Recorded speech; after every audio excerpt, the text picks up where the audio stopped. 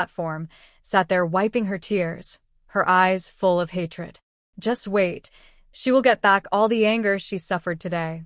On the 4th day of the Lunar New Year, Xia Huanhuan, Xia Shuangshan, and Lin Yiru took their children back to Qingshui village. Upon learning that she was coming back, County Chief Lu specially hung a banner at the train station and went to receive her in person, then beat gongs and drums to get the county car to send her back to Qingshui village. Secretary Zhao and the village party secretary also greeted her at the entrance of the village and smiled from afar. Li Zhan's wife, you really bring honor to our Qingshui village. Our commune specially reserved a pig and 2 sheep, and they are being slaughtered in the square. At noon, everyone will make noodles with mutton soup, use a big pot to cook hundreds of thousands of braised pork, fry some crispy ribs, and distribute the remaining meat to everyone. Xia Huanhuan felt embarrassed when she heard this, as this trip made such a big fuss. Secretary Zhao, I just came back to the village to take a look, but you've caused a stir.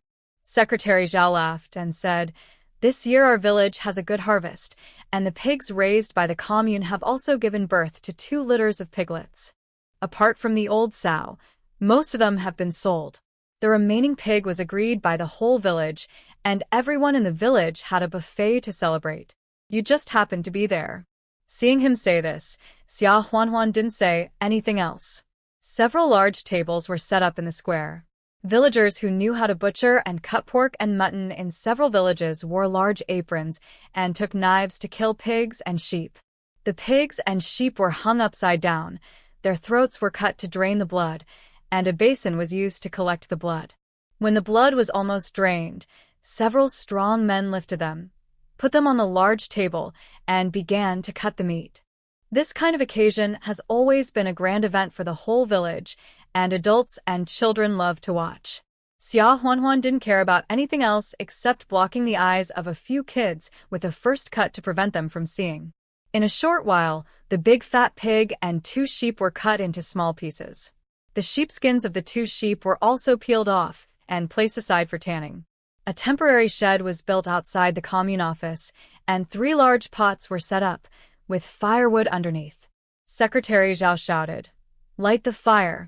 The person in charge of lighting the fire lit the fire, put cold water in the pot, and directly threw the large pieces of mutton into it to cook. After skimming off the foam, it was taken out and transferred to another pot to boil mutton soup. There was another pot for boiling pork. The pork was boiled in water first, then taken out and cut into thin slices or small cubes. Soy sauce was applied to the pigskin, and radish or potato cubes or dried beans were placed in a bowl and steamed directly in the pot. The steamer had several layers. In addition to steaming braised pork and ribs, mixed flour buns were also steamed for everyone to drink with the mutton soup later. After the pig was killed, the children dispersed. As soon as Xiaowen, Xiaowu, and Beibei entered the village, they took the triplets and Secretary Zhao's grandsons Chaoyang and Qiming, as well as Li Jie's Yingying and Huanhuan, as well as Dongbao, the younger Lei Bao, and other children from the village, and went out to play hand in hand. In winter, the river was covered with thick ice, so there was no need to worry about them falling into the river, so Xia Huanhuan did not restrain them. She and Xia Shuangshan and Lin Yiru first went back to their own yard to clean up, and then divided the specialties brought back from Beijing City by household, planning to send them to each family in the evening. In addition to those from Beijing City, there were also some that Yan Haotian sent from Guangzhou City, such as sausages and ham. There were not many of them, and most of them were kept at home in Beijing City for their own consumption, and some were also sent to the Fu family. In addition, some were brought over to give to Secretary Zhao, Li Jie's family, Aunt Wu, and Yang Qiushi to try. Now the boundaries are not so strict. Xia Huanhuan went directly to Yang Qiushi with the New Year's goods. Yang Qiushi handed the letter sent by Shen Wanxue to Xia Huanhuan and said with a smile, the conditions of the Shen family's sister and brother Rong are a bit difficult, but the food, cotton-padded clothes, and boots that you asked people to bring to them have all been received. Don't worry. Xia Huanhuan nodded and thanked Yang Qiushi with a smile. She also went to see them several times through the space. However, she didn't dare to show up, fearing that she would not be able to make sense in the future. Every time, she put some things to the guard and asked the guard to give them to them. After talking for a while, Xia Huanhuan came back and went to Zhou Qiuhe's house to visit the children for a while. After asking, Zhou Qiuhe and Li Jie planned to move to the county town after the 5th day of the new year. Li Jie found a temporary job unloading goods in the timber factory, which is now a furniture factory. He only works when timber is brought in or furniture is shipped out. The rest of the time, he still follows others to drive a truck to deliver goods. Li Jie and Wu Feng are still responsible for the village's medicinal materials. Xia Huanhuan nodded after hearing this, thought about it, and suggested, I think if you want to stay in the county for a long time in the future, you should think further ahead. See if there are any shops or something that you can buy first, and then start a small business in the future. It's definitely not as easy as working for the government and getting paid. Zhou Qiuhe had worked in the supply and marketing cooperative for so long and learned a lot. His eyes lit up and he said, Huan, I think so too. The other day I saw a shop at the corner of the street that was vacant, and I went up to ask the owner. If I wanted to buy it, the price was 600 yuan, and if I wanted to rent it, it would be 20 yuan a month. I like it very much. It's just, this policy is about to be relaxed, but it doesn't seem like it's going to be relaxed. I'm afraid that after I buy a shop, if I'm still not allowed to work there, wouldn't it be a waste of hundreds of dollars? After hearing this, Xia Huanhuan looked at Zhou Qiuhe with admiration. She didn't expect that she had already taken action, so she smiled and said, Third sister-in-law, if you have this intention and have even found a shop, then I'm not afraid to tell you something that will cause complaints in the future. This policy will definitely be relaxed. The sooner you plan, the better. Otherwise, the shops will only become more and more expensive. To be honest with you, I also bought 2 shops near the train station with the savings of Li Zhan and I, but they are empty now. It's just, you have to be careful that if you buy at a low price now, the seller will go back on his word later. To put it bluntly, buying and selling shops now is still a private transaction. If the seller turns against you in the future, the buyer will suffer a lot. Zhou Qiuhe suddenly became confident after hearing what Xia Huanhuan said. Huanhuan, I listen to you. We will buy the shop after the Chinese New Year. I saw that the location is on the way back to the accommodation area for workers from the textile factory and furniture factory. I thought about doing a breakfast business or something. It will be tiring, but I should be able to make a lot of money. Xia Huanhuan nodded. As expected, she is the daughter of the accountant. She can do accounts and has a first-class business mind. After chatting for a while, the kids came running in and said that the mutton soup was ready and asked everyone to eat noodles. Everyone went to eat mutton soup noodles together. The buffet is that each family moved their own tables and chairs and placed many tables and chairs in the open air. There is no fixed position. Everyone sits casually. Some people feel embarrassed and do not sit at the table. They squat aside with large bowls to eat.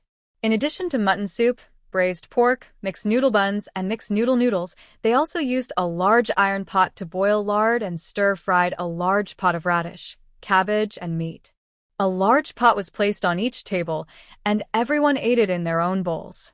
Secretary Zhao asked Xia Huanhuan to sit at his table and said with a smile, Hey, you girl, when you and Li Zhan came to register for marriage, you corrected the characters in your name for me. At that time, I felt that this girl was not simple. I didn't expect that you would get the 5th place in the province in an instant, and you were admitted to Beijing University. You really made our Qingshui village mayor proud. You must cheer up the children in the village school in the afternoon, let them study hard and not be lazy. In the future, they will be like you and be admitted to Beijing University and Tsinghua University. Xia Huanhuan knew that Secretary Zhao respected knowledgeable people, so it was difficult to refuse, so she went to give the children in the village a temporary class in the afternoon. She stayed in Qingshui village that night. The next afternoon, she asked the commune to issue a letter of introduction, and then took the university's admission letter and the relevant documents for the household registration transfer to get a certificate of relocation.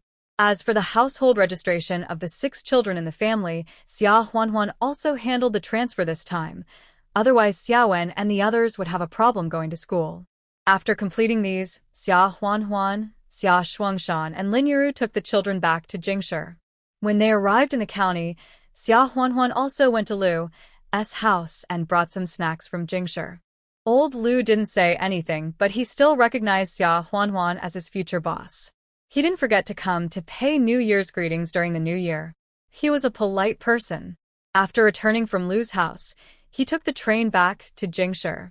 After the 5th day of the New Year is considered the New Year, and all walks of life begin to open their doors to welcome guests. The university starts on February 22nd, and the junior high school and elementary school are about the same time. Xia Huanhuan began to arrange for Xiaowen, Xiaowu, and Beibei to transfer to another school. The household registration was moved out, but the move-in would have to wait until the school started. Hers had to be done first before the kids could move in. Fortunately, the junior high school and elementary school listened to Xia Huanhuan's explanation, checked the relevant documents she brought, and knew that she was a military dependent, so they didn't hold back and agreed to let Xiaowen, Xiaowu, and Beibei enroll as temporary auditors first, and then officially enroll after the household registration was moved in. Xia Huanhuan felt relieved after this matter was resolved, and she gave instructions on the way back. You three should study hard. Beijing is not like an island. There aren't so many students. If you work hard, you can get first or second place. If you get last place, I will beat you. Xiaowen smiled and said, Mom, don't worry. We have a mom who was admitted to Beijing University. If we get last place, we will be laughed at. We will definitely study hard. The same goes for Xiaowu. I will urge him. Beibei also expressed his determination and said, Mom, I will also graduate from elementary school with a first place and get into junior high school. Xiaowu was frowning and said, Oh, Mom, can you be more relaxed? If I get last place, I will be punished, but if I get second to last, I won't be punished. Xia Huanhuan. Xia Huanhuan smiled without temper. Can't you have some ambition? That's right. Beibei chimed in. Xiaowu made a face at her and said, In the future, I want to be like my 4th uncle, join the army, and defend my country with a gun. Big brother, and you're going to college like Mom, so I have to inherit our 4th uncle's legacy. Xia Huanhuan was amused. Although he likes to play, Xiaowu is really a man of many reasons. Okay, if you can join the army, like your 4th uncle, I won't force you to study. However, you will need to have cultural knowledge to serve in the future. Your 4th uncle will go to military school this fall. If you don't study hard now, the army won't want you. Xia Huanhuan said. Xiaowu couldn't help but worry when he heard it. Really?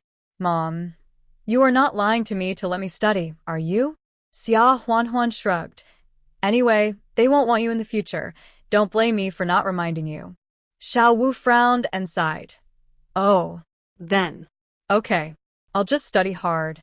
Xia Huanhuan couldn't help laughing. It's okay, you still have a few years. You can catch up. The mother and the 3 of them talked while strolling back to the courtyard. Along the way, Xia Huanhuan was also paying attention to the shops on the roadside, thinking about buying a shop on the way from home to the courtyard. However, she didn't notice anything good, so she could only look for it slowly later. Soon it was February 22nd, the day when Xia Huanhuan was going to report to Peking University. When she really went to report, Xia Huanhuan found that it was really not close, more than 10 kilometers away. However, there is a direct bus, but even so, it takes almost an hour on the road. Fortunately, the other courtyard house she bought is near the Summer Palace. If she can't make it in time, she can teleport there through space.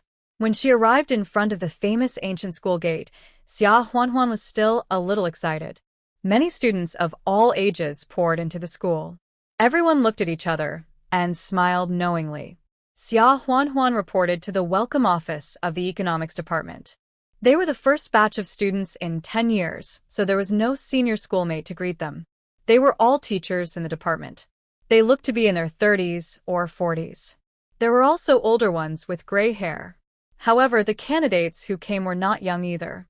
Some of the older ones were almost 30 years old.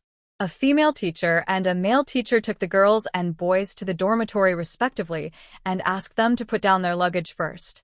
In the first year of the college entrance examination, most of them were local students. However, Xia Huanhuan observed that there were always about 10 students from other provinces like her in each department. Their class is a small class of 30 people, and there are 3 or 4 people in this situation. Living in the school does not require accommodation fees, but electricity fees and the like must be paid by oneself after exceeding a certain level. Xia Huanhuan saw that some students from Beijing also applied for dormitories. She also reserved a dormitory. The school dormitory was still enough for the first year anyway, it was just a matter of one more bed. The main thing is that the round trip is so far now. She was afraid that if she had classes in the morning and afternoon, it would be too rushed to rush from the courtyard. The dormitory is a 6-person room. Their dormitory is divided into 4 people from Beijing, Xia Huanhuan, and another person from Guangzhou. The girl from Guangzhou's surname is Chun, her name is Chun Lu. She is 24 years old and not married yet. At first glance, her name sounds like a boy's name. After hearing that it is the Lu in Xiaolu, Xia Huanhuan thought it was quite unique. Chun Lu had never been to the north. In the dead of winter, she wore a thin cotton jacket. On the way here with a female teacher, her teeth were chattering with cold, and she couldn't even speak a complete sentence. The other 4 were from Beijing, and they were all about 25 or 26 years old. 2 of them were educated youth who returned to their hometowns 2 years ago after their families asked someone to get them places to return home. One of them is married but has no children yet. Her name is Li Jixin. One is engaged and has a partner. Her name is Sun Hui. The other 2 were sent to the countryside from Beijing, but later they had no chance to return to the city. This time they tried their best to pass the exam and came back. One of them, like Xia Huanhuan, also married a countryman and has already given birth to several children. She is the oldest, 28 years old. Her name is Wang Wenmei. The other one, Feng Yu, said she was still unmarried. After everyone briefly introduced themselves, they packed up their luggage and bedding and excitedly went to walk around the campus. Chun Lu was so cold that she couldn't stand the cold. She even bought thin bedding. As soon as the others left, she quickly got into bed to keep warm. In the north, people use heating in winter, but wood and coal must be used for production, and materials are scarce, so the heating is only slightly warmer than outside. Chun Lu was still shivering from the cold. Seeing her like this, Xia Huanhuan smiled and said, "Didn't you ask around before you came? It's -10 degrees, or even lower outside in winter here. It's strange that you're not cold wearing that cotton coat." Chun Lu stuttered in poor Mandarin and said, It's also 10. More than 10 degrees in winter where we are. Who knew that -10 degrees is so cold? Xia Huanhuan thought about it, and it was true. If you haven't experienced it, you really don't know. Seeing that she had come all the way to Beijing for the exam, she felt sorry for her alone, so she lent her the bedclothes she brought with her and said with a smile, "You can cover yourself with my quilt first. When your body warms up, go to the department store to buy a new one. And you should buy thick cotton clothes. You will catch a cold tomorrow if you do this." Chun Lu refused at first, but later thanked her and covered Xia Huanhuan's quilt on top of her thin quilt. Xia Huanhuan went out to look around the campus and found the cafeteria. There was a chef in charge of the cafeteria. Today was probably the first day of business. Near noon, rice, steamed buns, fried noodles with soybean paste, and noodles and soup were all laid out, but most of them were vegetarian dishes, and the noodles were mainly coarse grains, with little refined white flour. Many students were queuing up to get food. College students received a living allowance of 30 yuan per month, and they could buy food coupons and use them to get food in the cafeteria. There was also a place to get hot water outside the cafeteria, 2 cents a pot, and there were also special hot water tickets.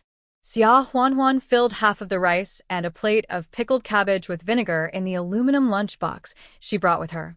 She also ordered 2 steamed buns, a bowl of porridge, and a pot of boiling water before returning to the dormitory. She handed the lunchbox with rice and pickled cabbage to Chun Lu and said with a smile, "Go to the canteen to get food. I'll just give you one. You'll probably warm up after eating it. And the hot water, which enamel cup do you have?" Chun Lu finally recovered after warming herself for a long time. She sat up and smiled shyly. "Comrade Xia, can I call you Huanhuan from now on? Thank you so much. That enamel cup is mine." Xia Huanhuan poured some hot water into her cup and handed it to her, smiling. Of course.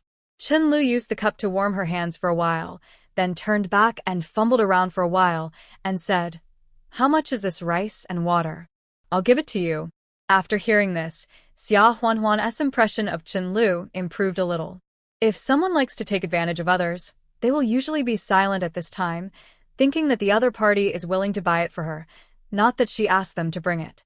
There are even more extreme ones, asking others to bring her breakfast, but they help run errands and never mention the money. When asked, they will be annoyed and ask her for it. Xia Huanhuan smiled and said, "They are all vegetarian dishes, not expensive. You need to exchange for meal tickets in the cafeteria.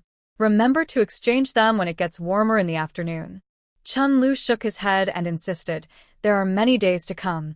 How can you do it like this at the beginning?" Xia Huanhuan listened and did not refuse, and smiled and said, "That's fine. A kettle of boiled water is only 2 cents, forget it. Rice and vegetables are 15 cents. Chen Lu listened and took money out of his pocket and gave it to Xia Huanhuan. Xia Huanhuan did not say anything and accepted it. Xia Huanhuan ate 2 buns and millet porridge by herself. After lunch, there was no class scheduled today, and she had to wait until tomorrow to have classes. Xia Huanhuan left the school and went to the courtyard to stroll on the way to school for Xiaowen, Xiaowu, and Beibei. There are actually more lively and suitable shops than this one, but Xia Huanhuan still wants to buy one here first.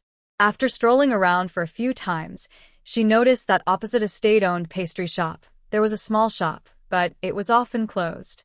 Xia Huanhuan asked the neighbors, but the owner was not at home. She waited for a long time, but she didn't see him, so she had to go back first. The triplets were playing war games in the yard and running wildly in the yard. Xia Huanhuan hugged Yan Yan and smiled. "Run slower. Where are your grandparents?" The triplets saw Xia Huanhuan coming back, and they all ran over happily and shouted, "Mom." Yan Yan replied in a baby voice, "Grandma is washing clothes, Grandpa is out." Xia Huanhuan heard it and went to the backyard to see that Lin Yiru had drawn water from the well and was washing clothes. Xia Huanhuan hurried over to stop her and said, "Mom, didn't I tell you to leave the dirty clothes there and I'll wash them? It's winter and the water is so cold. Why did you start washing without heating it?" She had a washing machine in her room and she would secretly put the clothes in to wash them. Lin Yiru smiled awkwardly after hearing this. "It's okay for me to stay at home. The well water is warm in winter and cool in summer, so it's not cold. Boiling water also costs firewood. Now that we are not in the countryside, your father can just go up the mountain to find some branches and come back to burn them. This firewood also costs money to buy." Xia Huanhuan sighed and brought the clothes and the basin into the house. When she saw that the stove was off, she knew that she turned off the coal stove during the day to save coal and firewood. Xia Huanhuan was angry and helpless. She also knew that she couldn't blame Lin Yiru. Things that were free in the countryside suddenly cost money to buy in the city, and she had to buy them. At first, she couldn't get around that hurdle in her heart. Lin Yiru stammered, "Yan Yan, and the others are playing in the yard every day. It doesn't matter whether the coal stove in the house is on or not. It's a waste if it's on. It's the same if it's on at night when it gets cold." Xia Huanhuan sighed and didn't complain about Lin Yiru anymore. In the end, she was just too tight. Lin Yiru felt that there was no money at home, and she had no way to make money. What else could she do except save money? She turned on the stove again and put the kettle on to boil water. When the water was almost boiled, she poured it into the basin and washed clothes with Lin Yiru. While washing, she asked, "Mom, where's my dad?" Lin Yiru's hands paused while washing clothes, and then she said unnaturally, "Your dad went out for a walk and will be back for dinner." Xia Huanhuan glanced at her and didn't say anything more. She changed the subject and asked, "Mom, I have my first class at 8 o'clock tomorrow morning. I'll get up and cook in the morning. I'll eat in the cafeteria at noon. I should be back early for 2 classes in the afternoon." Lin Yiru agreed. The clothes were washed. The two hung the clothes in the yard and then started to prepare dinner. When it was dark, Xia Shuangshan went to pick up Xiaowen, Xiaowu, and Beibei and went into the yard together. "Mom, "We are back from school," Xiaowu shouted. The triplets saw it and immediately rushed up. Big brother, second brother, sister. Have you distributed new books? I want to see the little man. The textbooks would have printed illustrations of little people, and the triplets would be so excited every time they saw them that they would pester Xiaowen and the others to tell them the stories in the textbooks. Xia Huanhuan poked her head out and asked with a smile, "How were your classmates on your first day at school? Did anyone bully you?" The three of them were still auditors, and although the teacher didn't say it in class, there were always well-informed people who knew about it, so the classmates in the class had some reactions. Most of them were simply curious and friendly, but there were still a very small number who looked at them with arrogance, thinking they were country bumpkins. Xiaowen had already warned Xiaowu and Beibei on the way not to tell their mother about this, because if they made a big fuss and couldn't beat them up, then. Therefore, the three of them only reported good news and not bad news, saying, "The classmates are all fine. Mom, don't worry about it. Is the meal ready? I'll help light the fire." Xia Huanhuan looked up and saw Xia Shuangshan holding a bag in his hand, trying to hide his presence and quickly return to the house, so she asked, "Dad, what are you holding in your hand?" Xia Shuangshan was startled and forced a smile. "Oh, nothing. Just dirty clothes. I'll put them in the house first and let your mom help wash them tomorrow." Xia Huanhuan didn't ask any more questions and said, "Oh, Dad, wash your hands. We'll have dinner soon." Xia Shuangshan responded and went into the house. Dinner was multi-grain steamed buns, sweet potato millet porridge, fried cabbage, a plate of fried bacon with dried beans, and a plate of scrambled eggs. Now that Xiaowen and Xiaowu have grown up, their appetites have also increased. Each of them can eat 1.5 steamed buns. Xia Shuangshan eats 2. Xia Huanhuan and Lin Yu eat 1 each. Beibei eats more than half, and the 3 triplets can share 1. In total, 8 or 9 steamed buns are eaten for 1 meal, and there are also porridge and vegetables, which are also cooked a lot to be enough. Lin Yu saw that the rice and flour jars in the house were quickly empty, and she was actually very anxious, thinking that money was spent like water. Xia Huanhuan smiled and said, "Dad, I see that the rice and flour jars are empty. I will go to the grain store to exchange some tomorrow. Wait until the afternoon, you can get a bicycle and come to help carry them back." Xia Shuangshan listened and agreed, okay. Under normal circumstances, Xia Huanhuan would directly fill up the rice and flour jars secretly, but once or twice, she still had to go to the grain store to get more. Otherwise, it would be too strange. Whose flour jar is not empty after eating all the food? The next day, Xia Huanhuan got up early to cook. She cooked eggs, steamed dumplings, and sweet potato millet porridge. After she and Xiaowen and Xiaowu finished drinking, they went to class. Xia Huanhuan saw that Chenlu was still wearing the thin cotton jacket from yesterday, so she asked, "Why didn't you buy thick clothes yesterday?" Chenlu hugged his shoulders, shivering with cold, and said, "I went to ask. The department store asked me for cloth coupons and cotton coupons. I have Guangxing in my hands, and they don't recognize them here." Xia Huanhuan was also amused and said with a smile, "Please bear with it. In the afternoon, I will go with you and buy with my coupons first. When the school subsidy coupons come down, you can return them to me." Chenlu said gratefully, "You are so nice, Huanhuan." After class, Xia Huanhuan really took Chenlu to the department store to buy things. After buying bedding and a cotton padded jacket, Chenlu quickly put on the cotton padded jacket, then walked towards the school dormitory holding the thick quilt, and asked as he walked, "Huanhuan, I saw that you were not in the dormitory last night. Did you rent a house outside?" Xia Huanhuan smiled vaguely. "Yeah. Am I not married? Now the children are in Beijing, and their father is out of town. My mother and father are taking care of them, so I rented a house. When I have too many classes and can't make it, I live in the dormitory.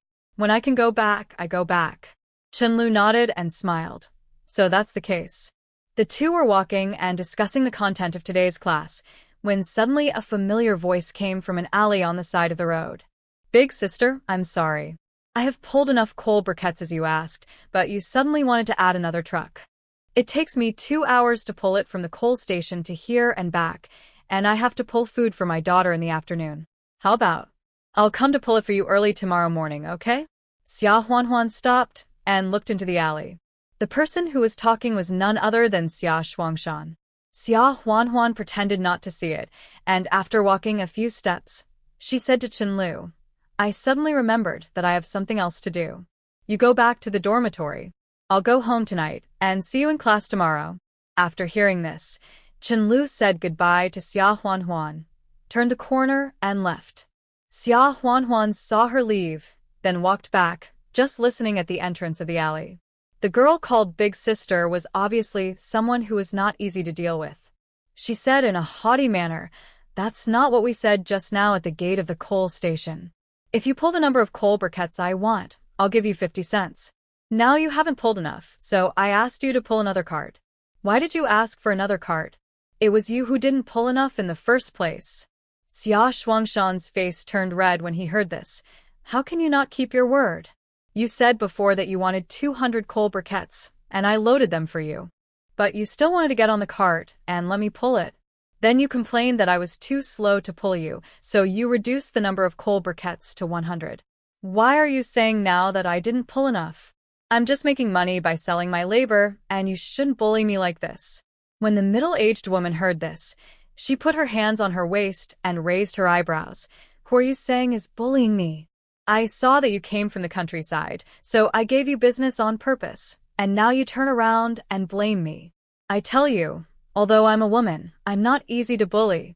How about this? I want 200 and you only pull 100, so I'll give you 25 cents. Xia Shuangshan was angry and helpless, and said, Big Sister, we agreed on 50 cents. Even if I only pulled 100, I still pulled you back. This is more difficult than pulling 200 coal briquettes. How can you just cut it in half?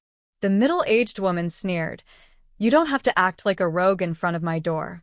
25 cents, not a penny more. Take it and get out. If you don't leave, I'll call people and say you're a hooligan.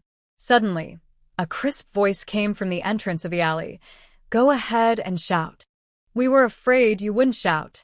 Xia Shuangshan was shocked when he heard the familiar voice, and then, like a child who had done something wrong, he turned around and looked at Xia Huanhuan and shouted with some stammering, Huanhuan, why are you here?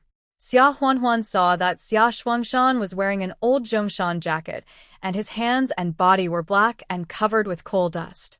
She knew that the jacket was probably the one in the bag he secretly brought back to the house last night. Seeing his gray hair, dirty body, and embarrassed smile, Xia Huanhuan felt her nose sore and quickly looked away. The middle-aged woman was not afraid at all when she saw a Cheng Yaojin suddenly appearing on the road, and she was a delicate girl. She put her hands on her waist and asked, Who are you? Why do you mind your own business? Xia Huanhuan took a deep breath and smiled. I am his daughter. Annie, you should be a person with conscience. With your fat body, I am afraid you are equivalent to the weight of 200 coal briquettes, right? According to your calculation, my father should be paid 75 cents, not 50 cents, and it is impossible to be 25 cents. Because of the commotion, some people living in the alley had come out to watch the excitement. Although this area also has quadrangles, they are all large courtyards with a variety of people living in them. Hearing Xia Huanhuan's words, everyone couldn't help but burst into laughter.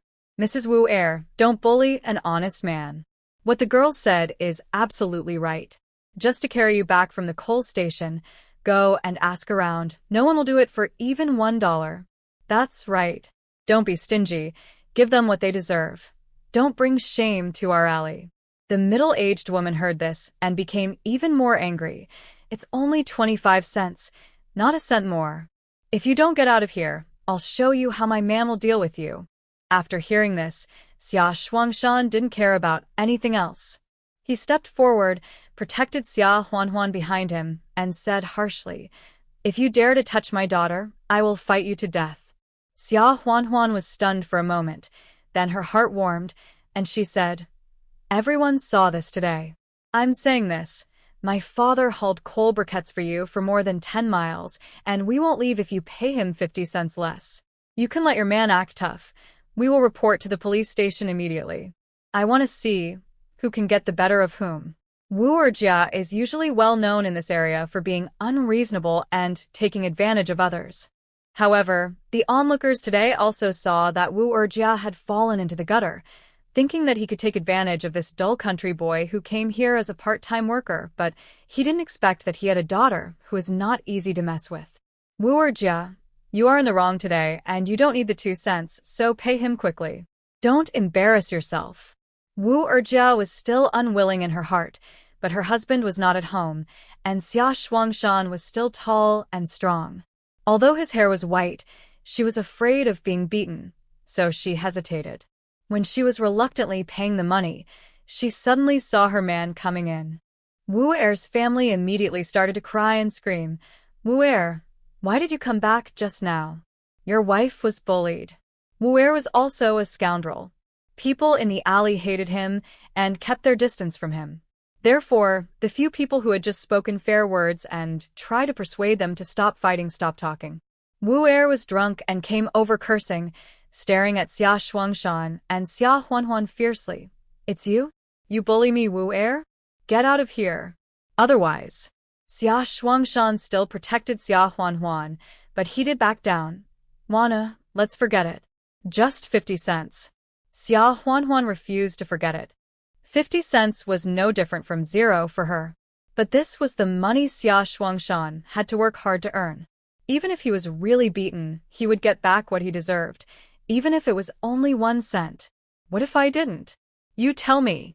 Xia Huanhuan looked at Wu Er, not afraid at all. Her skills are good enough to deal with the drunkard, but she'll have to explain to Xia Shuangshan later. Then she can say that Li Zhan taught her. Seeing that he failed to scare anyone, Wu Er just swung his fist and hit Xia Huanhuan. "Hey, I don't believe it. You dare to challenge me, Wu Er." Xia Shuangshan quickly raised his hand to block, but Xia Huanhuan had already dodged to the side and then grabbed Wu Er's arm, using a grappling technique. I don't know how he managed it, but he pulled Wu Er's arm behind his back, twisting it and causing pain. Ouch. "It hurts. Let go." The onlookers were stunned. Even Xia Shuangshan looked at his daughter in astonishment. How did he do that? Wu Er was so big, but he was actually controlled by Xia Huanhuan. Wu Er's wife didn't expect her man to be defeated and stared at Xia Huanhuan in astonishment. Wu Er was in so much pain. "Ouch. It's going to dislocate. Give it to me. 50 cents. You witch, hurry up and give me the money. Lady, can't we give it to you? Let go of me now." Wu Er's wife came to her senses at last. If her daughter was so powerful, her father must be even more powerful. She probably ran into a martial arts master who is often seen in operas. She couldn't afford to offend him. She quickly took out $1 and stuffed it into Xia Shuangshan's hand. Big brother. Big brother. Here's $1. I didn't recognize a great man. Please be magnanimous and let your daughter let go." Xia Huanhuan let go of her arm after seeing that the money was returned, and said with a smile, "Why didn't you just end it earlier?" Wu Er was in so much pain that he dared to move his arm for a long time. Xia Shuangshan returned 50 cents to Wu Erjia and said, "It's 50 cents as agreed. Just give me 50 cents. After that, he looked at Xia Huanhuan with a guilty conscience and said, "Wanner, we are going to the grain station. Don't we need to buy grain?" Xia Huanhuan looked at him, sighed, and said, "Let's go. Let's go home today and go to the grain station tomorrow." Xia Shuangshan did something wrong, and he didn't dare to say anything more. He pulled the cart and followed Xia Huanhuan out of the alley. After leaving the alley, he brushed the coal on the cart with his sleeves and said, "Girl, you sit on it, I'll pull it for you." Xia Huanhuan looked at Xia Shuangshan's cautious look and felt distressed and helpless. She sighed and said, "You have been pulling for a whole day. Aren't you tired? You still want to pull me?" Xia Shuangshan smiled twice and said nothing. After a moment of silence, Xia Huanhuan asked again, "Where did you get this cart?" Xia Shuangshan answered honestly, "Someone at the coal station lent it to me. The rental fee is 20 cents a day. How much did you earn today?" Xia Shuangshan was refreshed when he heard this, and his tone was also proud. "With the 50 cents just now, I made a total of 1.2 yuan. Minus the 20 cents I had to pay for borrowing someone's cart, I can still get a net of 1 yuan. When he said the latter part, Seeing that his daughter didn't smile, his tone became weaker again, and he still walked forward with his head down. After thinking about it, he couldn't help but whisper a few words of defense. I'm selling my labor to haul coal, and it's not shameful. 1 yuan a day, 30 days a month can make 30 yuan, maybe more than those workers and waiters who work in factories and shops. At some point, light snow began to fall, and soon it turned into heavy snow, and the ground was covered with a thin layer of white in a short while. Xia Huanhuan sighed and said, I don't think you are embarrassing. You are just pulling a cart to deliver goods. Look at the people doing this on the street. At least they have a bicycle to pull it. How can you pull it with your hands? Do you think you are a workhorse? It's so cold, and the road is icy. If you fall, it's okay if someone sees you, but if no one sees you, I don't know where to find you. Xia Shuangshan knew that Xia Huanhuan was worried about him, so he smiled and said, I'm definitely paying attention. Your dad is in college in the middle of winter, and he is not afraid to go hunting in the mountains. The roads in this city are all flat, so it's okay. I thought that Xia Wen and the others would go to school during the day, and your mother would take care of the triplets. As a grown man, I can't stay idle if I don't go out to find a job. There are many people in the family now, and the expenses are high. Any money you can earn is a little bit so that you and Li Zhan can have a lighter burden. Apart from anything else, this dollar can buy more than a pound of meat and stir-fry it for eating. Won't the kids think it's delicious? Xia Huanhuan knew what they were thinking, and she had already made up her mind, so she changed the subject and talked about something else. Xia Shuangshan felt relieved when she saw that Xia Huanhuan didn't blame him.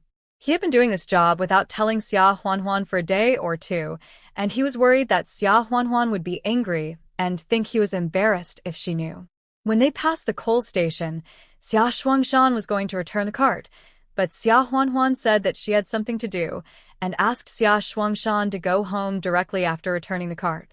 She happened to be going to the vicinity of the school, so she picked up Xia Wen and the others.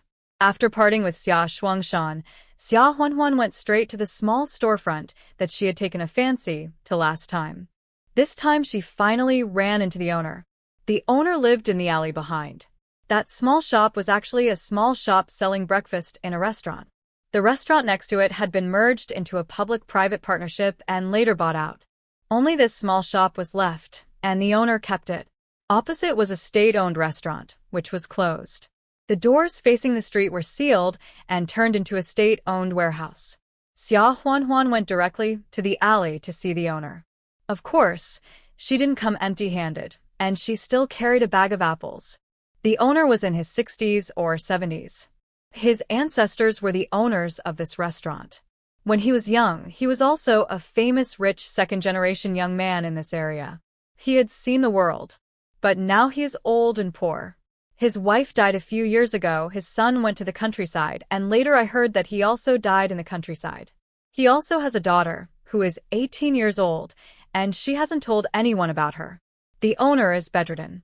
The last time Xia Huanhuan came, his daughter took him to see a doctor, so he was not at home. Xia Huanhuan didn't beat around the bush and said that she wanted to buy that small shop. The master was helped up by his daughter. He coughed desperately for a while before saying, Why did you buy that? Private business is not allowed now. Xia Huanhuan did not hide it and whispered, I think that the management will not be so strict in the future. Now I am preparing for a rainy day. I want to buy it first, and when the management is more relaxed later, I will do a small business or something. The master was surprised that Xia Huanhuan was so straightforward. He could not help laughing. Just as he laughed, he had another violent cough. His daughter called out Dad crisply and raised her hand to rub his back. The owner waved his hand to indicate that it was okay. He took a breath and said, You are showing me your true colors. Aren't you afraid that I will listen to you and not sell it to you, but keep it for my own store in the future? Xia Huanhuan smiled and said, If that's the case, even if we don't make the deal, we can still be friends. I will come here to meet an old senior in the business world. Maybe I can come to learn some business tips from you in the future. It's not a loss. The owner nodded, and he admired Xia Huanhuan's character in his heart. He pondered for a moment, looked at his daughter again, and asked, How much do you plan to pay? If his son was still alive, he would never sell the store. When his son was young, the store was still open, and he always learned some business things from his surroundings. Moreover, after all, he is a man, so he must give his son some property. But now his son is dead. His daughter is only 18 years old, and he has never taught her how to do business since she was a child. He is afraid that if he gives her the store, she will not be able to run it in the future. Xia Huanhuan smiled cautiously. I dare not make a random offer in front of the old senior. Old senior, please give me a price. The host coughed and laughed. Are you here to test my bottom line? Well, this is it. He gestured with a gesture of 800. Xia Huanhuan thought it was okay. After all, this is Beijing. She bought the shop in Mo County for 800. The location here is not as good as the one next to the Mo County railway station, but it is better because there is a 2-story restaurant next door, which can be expanded in the future. He nodded and said, okay. The old man is willing to give the lowest price, so I have no reason to bargain. Wait. The owner interrupted. I haven't finished my conditions. Cough, cough, cough. Your business. If you don't open it, it's fine. If you open it, there is a condition, that is, you have to hire my daughter to work in the store, and it can't be a trivial and disrespectful job. No matter how bad the business is, as long as you don't close it, you can't send my daughter away. If you agree to this condition, I will sell it. If you don't agree, don't say 800, even 1,000, let's talk about it in person. Xia Huanhuan raised her eyes and glanced at the timid girl. She didn't seem to be cunning and difficult to deal with. Knowing that this was the old father arranging a way out for his daughter, she smiled and said, okay. I promise you this too. Let's sign a contract. If I don't keep my word, I will be struck by lightning. The owner didn't expect Xia Huanhuan to be so straightforward.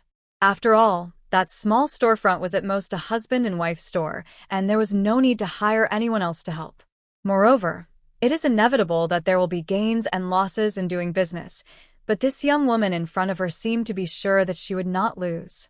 The owner was also literate, so he asked his daughter to grind ink and spread paper, write a document, and both signed and stamped their fingerprints.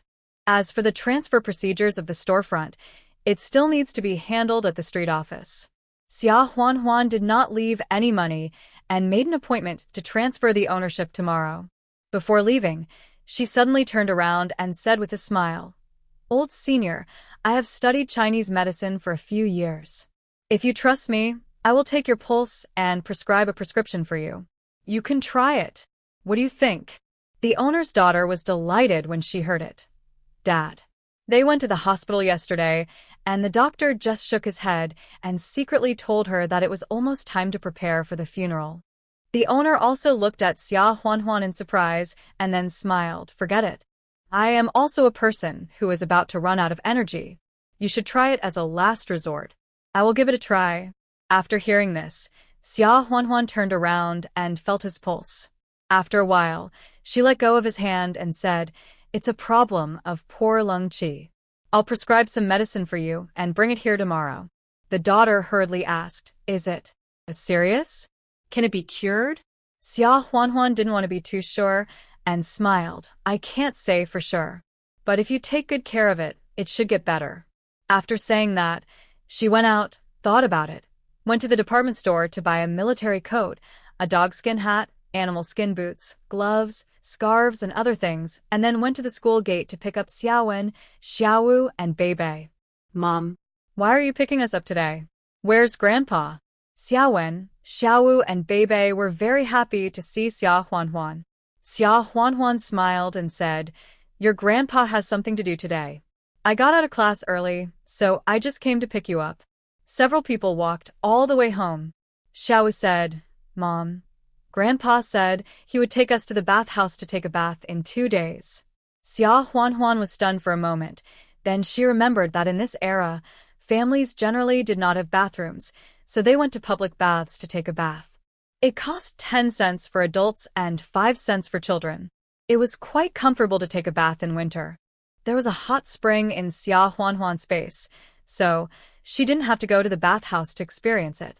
Beibei was envious. Mom, I want to go too. But Grandpa said that I'm a girl and he can't take me. Xia Huanhuan smiled and said, "In that kind of place, everyone has to take off all their clothes to take a bath, which is so embarrassing. However, if you want to go, let your grandma take you there." As they walked into the yard, the triplets immediately flew over. "Mom, we're going to the bathhouse to take a bath." Xia Huanhuan was amused and confused. This bathhouse was so attractive that several children in the family were thinking about it.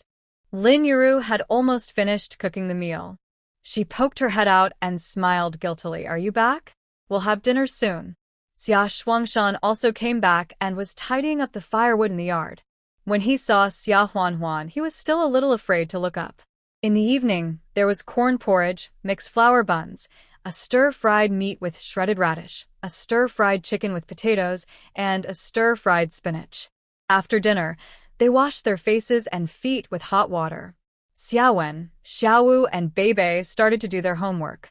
The triplets surrounded Xia Huanhuan and asked her to explain the stories in the comic book. It was about 9 o'clock in the evening. The triplets were sleepy. After coaxing them to sleep, Xiaowen, Xiaowu, and Beibei were still doing their homework.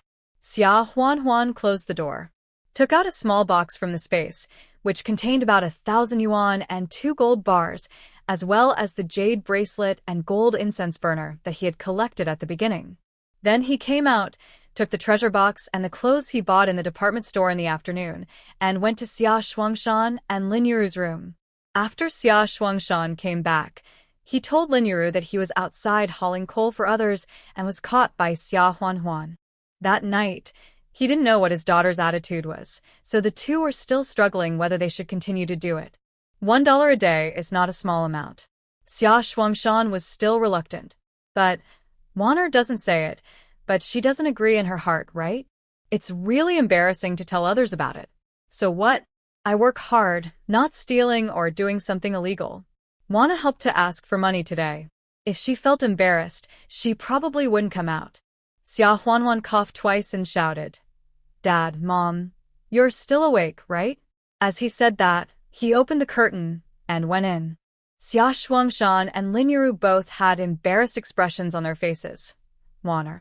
Xia Huanhuan sat down, handed a bag of clothes to Xia Shuangshan and said, "Dad, I bought you a new cotton padded jacket, hat, boots and gloves today. You're going out to haul coal for others. It's so cold, so you have to keep warm." Xia Shuangshan and Lin Yuru looked at each other, and Lin Yuru asked with surprise, "Waner, you don't object to your dad doing this?" Xia Huanhuan smiled and said, "My dad is right. It's not shameful to work hard. Besides, in the past in the village, we worked during the busy farming season and had someone to chat with when we were not busy, so life was not boring. I asked you to come to the city, saying that the conditions are better than in the countryside and that you are here to enjoy yourself. In fact, there is not even anyone to chat with, and it is not certain that you can enjoy anything. My dad can't stay idle at home, so he goes out to stretch his muscles, find a few people to talk to, and make money. It's killing 3 birds with 1 stone, which is also good." After hearing this, Xia Shuangshan and Lin Yuru finally put down the heavy stone in their hearts. Oh. Waner, if you are not angry, your parents will feel much better. Xia Huanhuan looked at them and said, "Don't be busy. I haven't finished talking yet. I will show you something." Then she put the small box on the table. Xia Shuangshan and Lin Yuru looked at each other. Xia Huanhuan did not keep them in suspense and directly opened the lid of the box. Under the dim electric light, the box was golden. Xia Shuangshan and Lin Yuru were stunned for a moment. Then they widened their eyes and looked up at Xia Huanhuan in surprise. Lin Yuru was a timid person, and she stuttered and asked, "Waner, where did this come from?" This box contained 2 gold bars, a jade bracelet, a golden beast incense burner, and such a thick stack of great unity. How much money would it be worth? Xia Huanhuan smiled and said, "Where else could it come from? This is all our family's money." Xia Shuangshan and Lin Yuru looked at Xia Huanhuan in disbelief. How could their family have so much money? Li Zhan's allowance is high, but now the children are older, and the tuition and fees for school, as well as the rent and daily expenses, all cost money. Their family is not bad on daily food, so where can they save so much money? Even if we don't talk about the money, just this golden gold and jade bracelets, where did they come from? Could it be that the Fu family gave them? But that's not possible. The Fu family is in a high position. Even if the family has these things, there are so many children in the family, and even if they feel they owe honor, this is a lot. Xia Huanhuan said, "At this point, I won't hide it from you. As for the money, here is a total of 1,200. It was all saved from Li Zhan's allowance. Do you still remember that Lulan lost a few hundred yuan of her own money? It was her daughter Li Qiao who stole the money and was cheated by that educated youth. I got it back from the educated youth, a total of 800 yuan. In fact, it is the remaining part of the allowance that Li Zhan got back from his years of military service. There are still 400 yuan, which was given by Fu's father and grandfather, and the usual savings. Dad, Mom, don't think that our family doesn't compromise on food and clothing. I have my own calculations in my heart. As for these gold and jade bracelets, Li Zhan doesn't know that the children of the Li family are fostered by others. You should know this. However, his biological mother is actually in our Qingshui village. She had never revealed the relationship between Li Zhan and Shen Wanxue to anyone other than Shen Wanxue and Li Zhan, Yang Qiushi, Xia Shuangshan, and Lin Yuru. However, the situation has eased a lot now, and there will be big changes by the end of the year. It's okay to say it now. Moreover, she also believed that Xia Shuangshan and Lin Yuru would never talk about such things. Xia Shuangshan and Lin Yuru were so shocked that they couldn't speak after hearing Xia Huanhuan say that she got Lu Lan's money back from that educated youth. Now, they were even more surprised to hear that Li Zhan's biological mother was also in Qingshui village. Li Zhan's biological mother? Who is she? Xia Huanhuan smiled and said, "You still remember Aunt Shen, right? It's her." Lin Yuru was stunned, and then she lost her voice and said, "Oh my God. Sister Shen is Li Zhan's biological mother? This is such a coincidence. I said that sometimes when I see her, I feel that she looks familiar, but I just can't remember who she looks like. Now that I think about it, doesn't she look like Li Zhan?" Xia Huanhuan said, "The situation was complicated in the past few years. Li Zhan and I discussed it, but we were afraid that too many people would know. If we let it slip, it would affect Li Zhan's future, so we even hid it from you." Lin Yuru waved her hand and said, "Mom knows. Fortunately, you didn't say it, otherwise Mom is a person who can't keep things in her heart. If she really knew that the relative is Sister Shen, she would definitely let it slip." Xia Shuangshan asked doubtfully, "But even if Sister Shen is Li Zhan's biological mother, this gold and jade bracelet." Xia Huanhuan then continued, "Aunt Shen was born in a wealthy family. Before she knew that something was going to happen at home, she secretly hid some things. This gold and jade bracelet was given to us by Li Zhan after he recognized her as his relative." Xia Shuangshan and Lin Yuru were stunned for a moment, then nodded and sighed. "So that's what happened." Xia Huanhuan said, "Dad, Mom, my dad went out to haul coal for others, saying that he couldn't stay idle at home. In fact, you also think that we are living a tight life and want to make some money to support us, right? I'm going to tell you the truth today, and it's not for anything else. I just want to tell you that our family is well off and not short of money. I don't object to my dad going out to haul coal, just as he goes out to exercise and stretch his muscles. But working day and night, that's not okay. On days when the weather is good and the sun is warm, you can go. If it's icy and snowy, and he has to go out to earn this little money, I'll be annoyed. There's another thing, I won't hide it from you. There is a small storefront opposite the state-owned pastry shop on the main street at the entrance of our alley. I bought it. I'm thinking of opening a small breakfast shop or something in the future. When the time comes, I will go to work, and this small store will still have to be looked after by you, Mom and Dad. I guess my dad can only do this job of hauling coal for about half a year." Xia Shuangshan and Lin Yuru had suffered too much shock tonight, and they were unable to react for a while.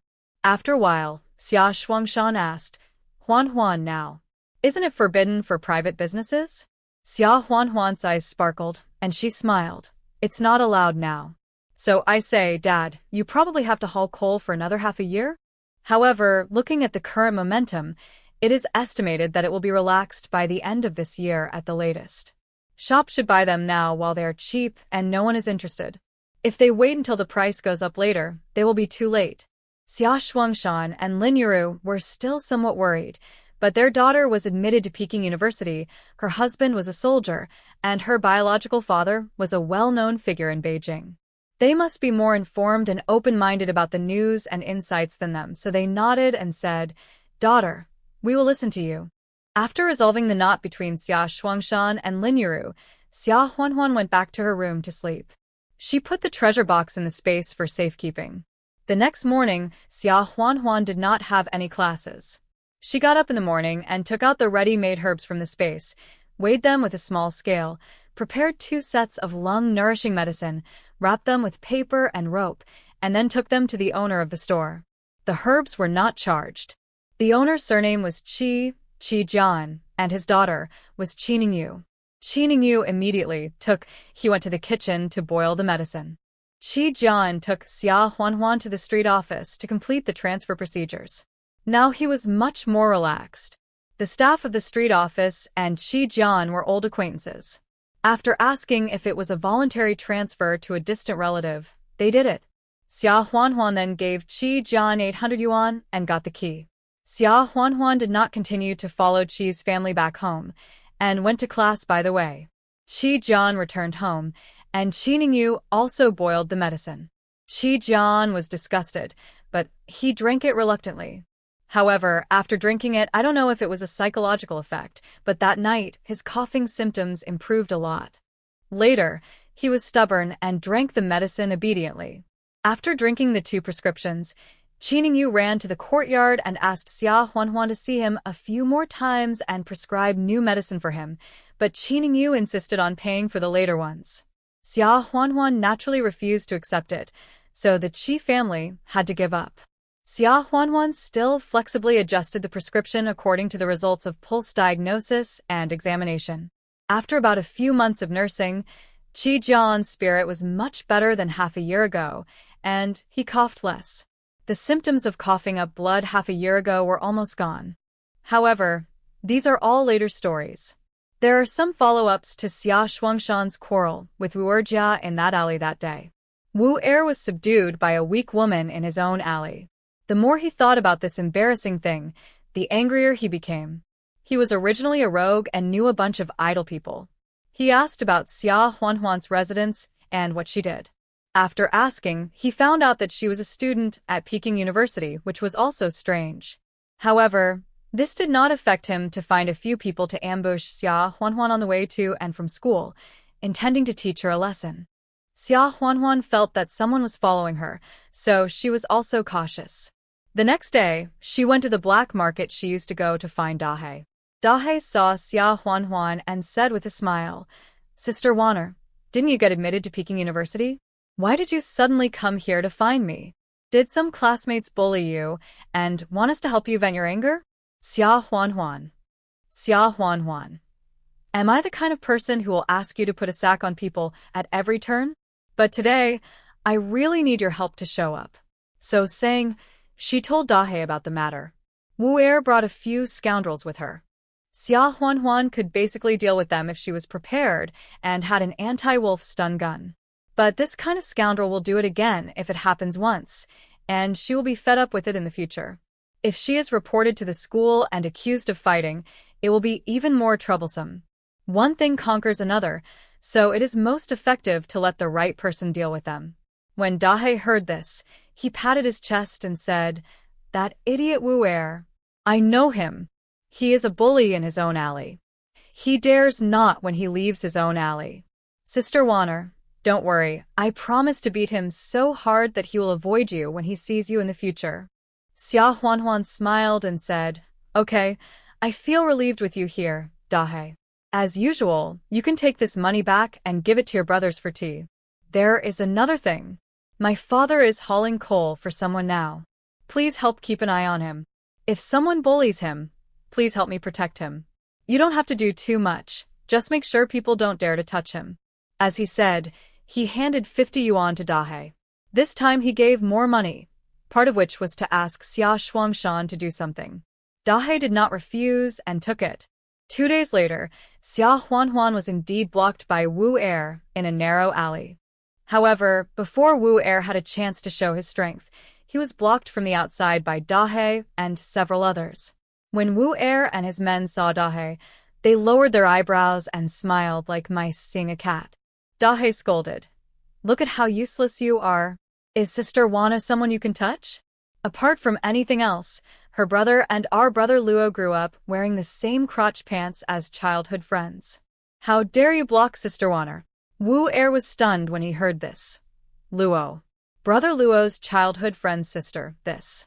But why is her father a coal hauler? Dahe raised his hand and slapped Wu Er on the head. Why waste so much time talking? The old man was bored at home, so he came out to haul coal for fun and make some money. It was his hobby. Do you understand? You don't understand anything. Get out of here. Next time you see Sister Wana, remember to take a detour, or you'll be in trouble. Wu Er ran away like a little wife. This matter was resolved satisfactorily. No one would bother Xia Huanhuan or Xia Shuangshan. After March, the weather became warmer in April, but it was windy. After going outside, you would sometimes come back covered in dust. The main courtyard of the quadrangle was paved with square bricks, with 2 crabapple trees planted on the left and right, a grape trellis, and 2 large vats for water to prevent fire.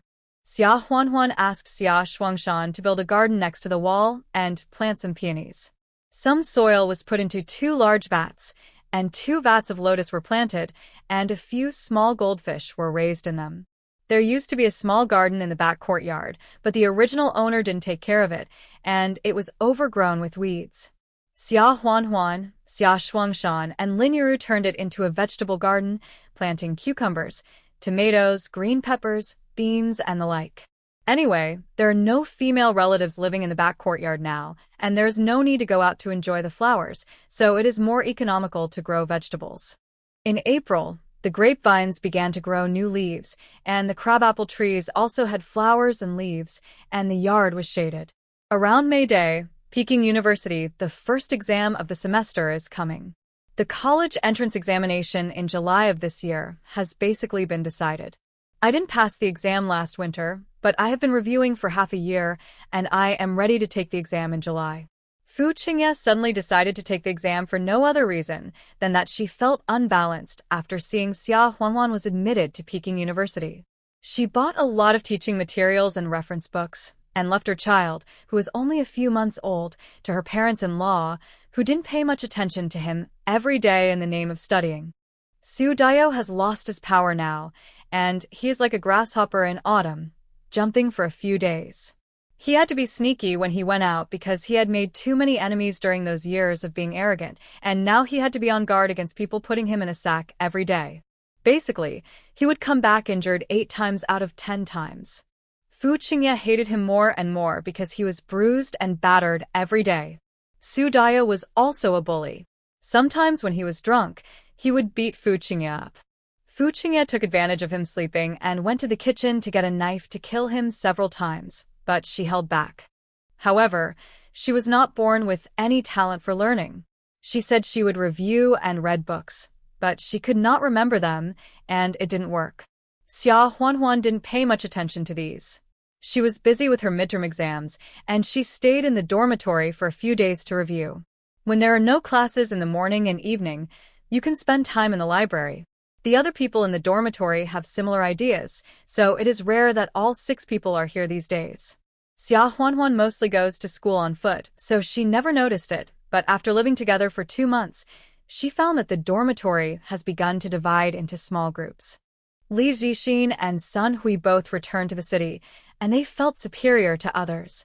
Moreover, they did not have children, so they became best friends and always walked together. Wang Wenmei and Feng Yu did not get along well. Feng Yu looked down on Wang Wenmei.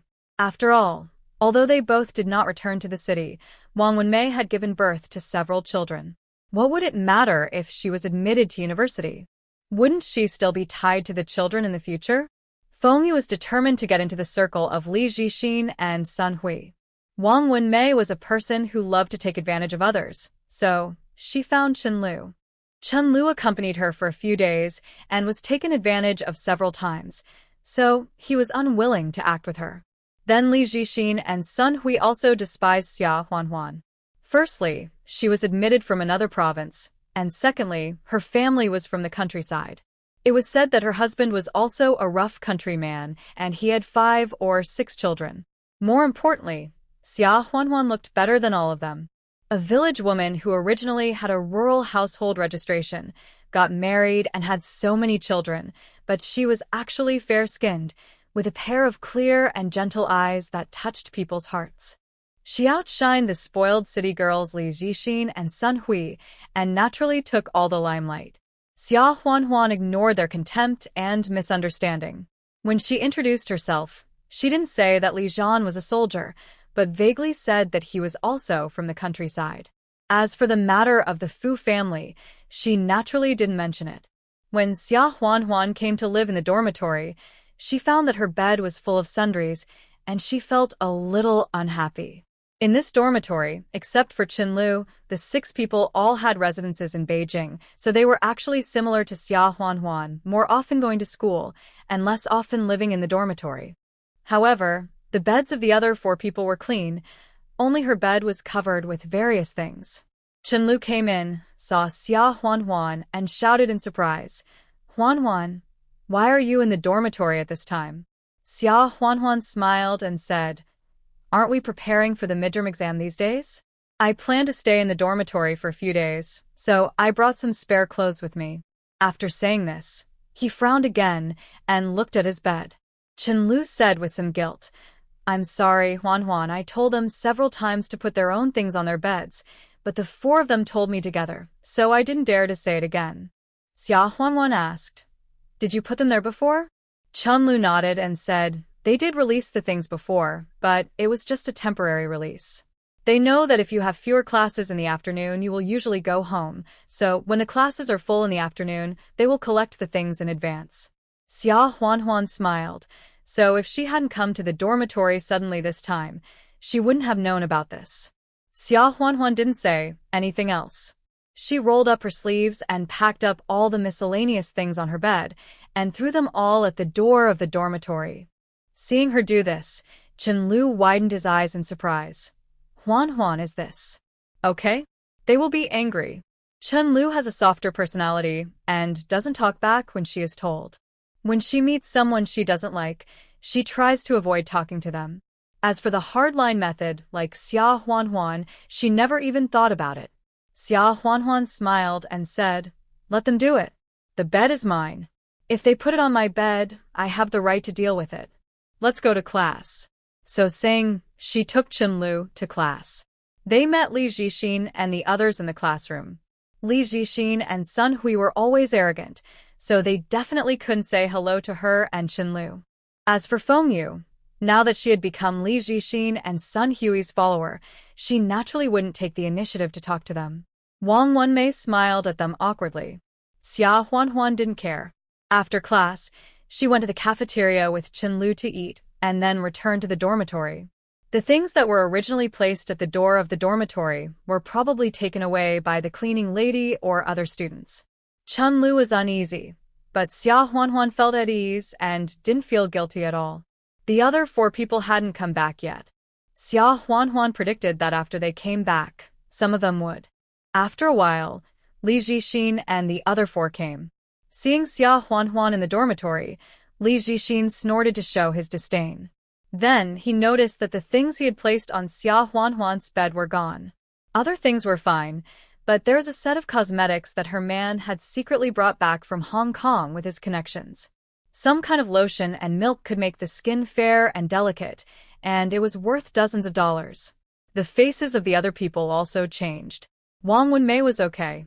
She put her own scarf on it just to show that she was sociable. It was not a pity to lose it. As a qualified follower, Feng Yu immediately shouted, "Xia Huanhuan, where are our things? Where did you put them?" Xia Huanhuan looked innocent. "What are those? Aren't our things placed on our own beds? When I came, my bed was clean, with only my own things." Feng Yu was so angry that her face turned blue. "You are talking nonsense. Our things were clearly placed." Temporarily placed on your bed. Where did you put them? Did you get blinded by money and embezzle them? Xia Huan's lips curled up into a smile, but the smile did not reach her eyes. She said sarcastically, "So, you also knew that this was my bed? Sorry, I didn't see it. Maybe you remembered it wrongly and threw it into the trash can yourself?"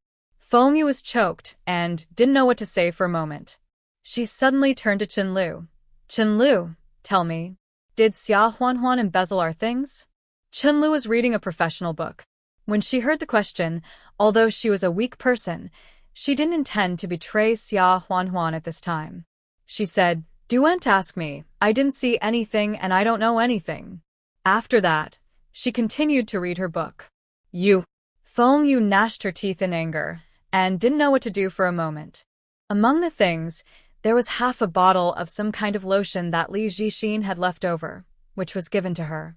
She treasured it so much that she didn't even bother to apply it a few times. Li Zixin and Sun Hui secretly hated Fengyu for her poor tongue, so they had to do it themselves. Li Zixin said, "Xia Huan, you don't have to act stupid here with us. We are just putting it aside temporarily and you don't come back often, so it doesn't bother you. Now that the things are gone, forget about the other things. I have a set of cosmetics in it that you can't buy with money. If you took it, I advise you to take it out now. We are all classmates. Don't make a fuss that can't be resolved later." Sun Hui also said arrogantly, "Yes, I also have a fashionable dress that my fiancé brought back for me when he was on a business trip to Shanghai. It's worth dozens of dollars. I'm afraid you saw the things were good, so you deliberately. Anyway, you'd better call it out early so that we don't alarm the school security department." Xia Huan sneered. Was she going to put the thief's hat on her head directly? Security department? I think you should alert the police immediately and report it earlier. Maybe there's still a chance to get the things back. However, the clothes from Shanghai are fine, but what about cosmetics? If you can't buy them even if you have money, Li Zixin, where did you get them from? Li Zixin's heart skipped a beat, and he glared at Xia Huan fiercely. Now is still an ambiguous time. Although the management is much looser than in the past few years, if you sneak things in from Hong Kong, you may still be suspected of having secret dealings with foreign countries. Sun Hui said, "Zixin, let's report to the security department. I think she will be arrogant in a while." Li Zixin hesitated and said, "Forget it. Let's look for it ourselves first. If you can't find it, report it to the police." Xia Huan's words just now were actually just sarcasm. She was not really afraid that they would report it to the security department. Unexpectedly, a few words scared Li Zixin. Sun Hui frowned and glared at Li Zixin, but later she did not insist. Several people searched in the dormitory for a long time and then went outside the dormitory and asked the dormitory next door. Only then did they know that the things were probably taken away by the cleaning lady. They ran to find the cleaning lady again, and they found some things back, but there were still some things that the cleaning lady did not admit that she took. Sun Hui couldn't swallow this breath, and finally reported it to the security department. The security department came to check, and Xia Huan also cooperated generously and let them search. In the end, they didn't find anything but criticized Sun Hui in turn. After this incident, a feud was formed, but they also knew how powerful Xia Huan was, and they didn't dare to look for it too arrogantly. Xia Huan was in trouble. After the intense review, the midterm exams soon came. After the exam, it was the May Day holiday. Although it was called a holiday, it was actually only 2 days off. Xia Huan packed up and planned to go back to the courtyard. She hadn't seen her kids at home for several days, and she was really worried. As a result, when she rushed to the dormitory building, she saw a boy in his 20s standing downstairs with several other people of similar age. The boys were all tall and handsome, and the key was that they were all young and full of youthful breath. After a while, many girls looked down from upstairs, or gathered around to peek and refused to leave. Xia Huan took a few more glances, and then walked towards the school gate with all her heart. As a result, one of the boys was pushed in front of Xia Huan by the other boys and blocked her way. Xia Huan was stunned for a moment. "Classmate, do you have something to do?" The boy blushed and scratched his head embarrassedly. Then he mustered up the courage to hand over a letter and said, Comrade Xia Huanhuan, I'm from the English department. My name is Han Rui. I've noticed you for a long time. I want to ask, is it possible for us to develop into revolutionary comrades and lovers who love each other? Xia Huanhuan. Is she confessed to? Xia Huanhuan was a little amused and helpless. Classmate Han, how old are you this year? Han Rui answered nervously. I'm 21. But I think age can't be an obstacle between us. Xia Huanhuan sighed and said, Age can't, but marriage can. When I was your age, I was already married, and now my children can go out to play. Ah? Han Rui was stunned and shocked. You? How is it possible? You are not lying to me, are you? Xia Huanhuan said. Why would I lie to you? Anyway, thank you for liking me. But there is no possibility for us. Han Rui's handsome and vigorous face suddenly collapsed. Who can bear to break up before falling in love? Seeing him being hit, Xia Huanhuan felt a little guilty. But if Li Zhan knew that a boy in school confessed to her, he would probably be jealous again. Back at the courtyard, Xia Huanhuan thought about it and realized that it seemed like she hadn't been to Li Zhan's place for a long time. That day, she sent the triplets, Xiaowen, Xiaowu, and Beibei to the Fu family to accompany Grandpa Fu and Fu Weixin, and then she went to bed early. In fact, she entered the space and took a nice bath. After washing thoroughly, he teleported to Li Zhan's dormitory in the middle of the night. Li Zhan was busy with the May Day cruise and didn't come back until 11 or 12 o'clock in the evening. He just came back from the public bathhouse in the dormitory with a basin in his hand, talking to his comrades with his upper body half, and saw Xia Huanhuan in his dormitory. Li Zhan was so scared that he slammed the door shut. He was just talking to him and was still not satisfied. He was going to come in and say a few more words, but the comrade who was turned away almost got his nose broken and couldn't help but said in a bad mood, Li Zhan, what are you doing? Closing the door suddenly. Li Zhan was still in shock. Well, I'm sleepy. Let's talk tomorrow. After that, he turned off the light with a snap. What's wrong with you? You were so energetic just now. The comrade muttered and went back to his dormitory. Li Zhan adjusted to the darkness for a while, then walked to Xia Huanhuan and stood in front of him and asked in surprise, Why are you here? Xia Huanhuan did not answer at first, but stretched out her green fingers to poke Li Zhan's solid chest and smiled. Good figure. The inverted triangle figure and the muscles trained by years of training show the beauty of human strength to the fullest. Xia Huanhuan was a little greedy, and her fingers slid down, stroking her six-pack abs. Li Zhan grabbed her hand and stared at her deeply. Xia Huanhuan smiled and said, I missed you, so I came. Li Zhan didn't say any more nonsense, picked her up and threw her on the bed. Well. Xia Huanhuan's back was bruised by the fall. She shouted subconsciously and then quickly covered her mouth. If anyone heard the woman's voice in Li Zhan's room and said that he had problems with his work style, Li Zhan would not be able to explain himself even if he jumped into the Yellow River. Without giving her a chance to breathe, Li Zhan pressed on her and said with a low laugh, You are so proactive tonight. Did you do something bad? Xia Huanhuan shrank her head and thought of the confession she had made during the day. But that was not her fault. She would feel guilty only if she was crazy. No. I just missed you. Is that not enough? Li Zhan bit her lips for a long time, then smiled. It's okay as long as you haven't done anything bad. Otherwise, let me see how I deal with you. I'll take care of you. These words, Xia Huanhuan instinctively. Well. Love and hate. Xia Huanhuan was afraid that someone on the other side of the wall could hear her, but Li Zhan deliberately forced her to make a bad sound that night.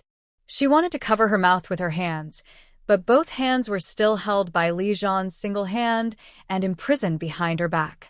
She was so angry that she could only bite the pillow with her teeth to block the sound. Before dawn, Xia Huanhuan came back through the space again. She was very tired and slept until noon before waking up.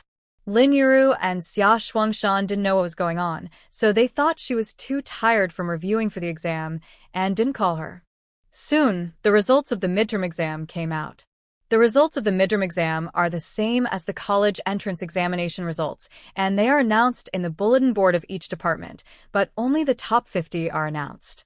For the others, the class leaders will take them to each class for their own inspection. Among the top 50, the top 10 can also enter the scholarship selection. The first-class scholarship is 100 yuan, which is equivalent to nearly 3 months' salary for an ordinary worker. Even if it's the third prize, it's still 20 yuan. Li Jixin, Sun Hui, and Feng Yu from Xia Huanhuan's dormitory went to check the results together. Li Jixin and Sun Hui both had good grades, so they were very confident that they could make the list. Feng Yu just came to accompany them and act as a foil.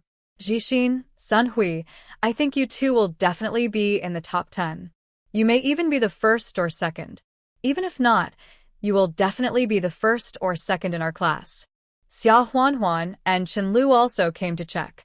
Because of the last incident, Li Jixin and Sun Hui had more hatred towards Xia Huanhuan.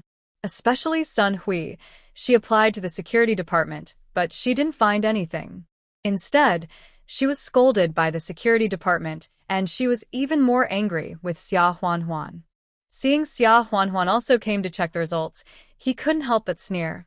Some people are really shameless.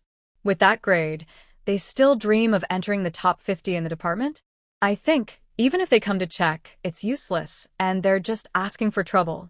After hearing this, Chen Lu knew that Sun Hui was referring to her and Xia Huanhuan. Chen Lu was soft-hearted, but she was also a little angry and muttered in a low voice. Huanhuan ranked 5th in Hebei province. If Huanhuan was not in the top 50, wouldn't you have no chance? Sun Hui heard Chen Lu's muttering and couldn't help but get angry. Chen Lu, what are you talking about? Say it out loud if you have the guts. 5th in Hebei province? Ah. The examination papers of other provinces are different from ours. They were admitted to show the magnanimity of Beijing University, not necessarily that she has reached the level. She still has the nerve to show off here. It's a joke. As soon as these words came out, all the students who came in from other provinces were offended. A few who couldn't bear it shouted, "Classmate, where do you get your confidence from? What's the matter?" The examination papers of Beijing City are examination papers, but those of us from other provinces are not? The country recognizes it. Do you have the right to say anything? Other people from Beijing also felt that Sun Hui was too mean and couldn't help but say, "Classmate, shut up. Don't embarrass us Beijing people." Classmates from other provinces, like her, are isolated cases. We, the rest of Beijing people, welcome brothers and sisters from all over the country. The others couldn't help but start to cheer. This is the tolerance that the men and women in Beijing should have. What kind of person is that? He thinks he is so great. Sun Hui didn't expect that she would be attacked by a group of people. Her face was red and blue. She gritted her teeth and wanted to bite Xia Huanhuan. Xia Huanhuan sighed helplessly.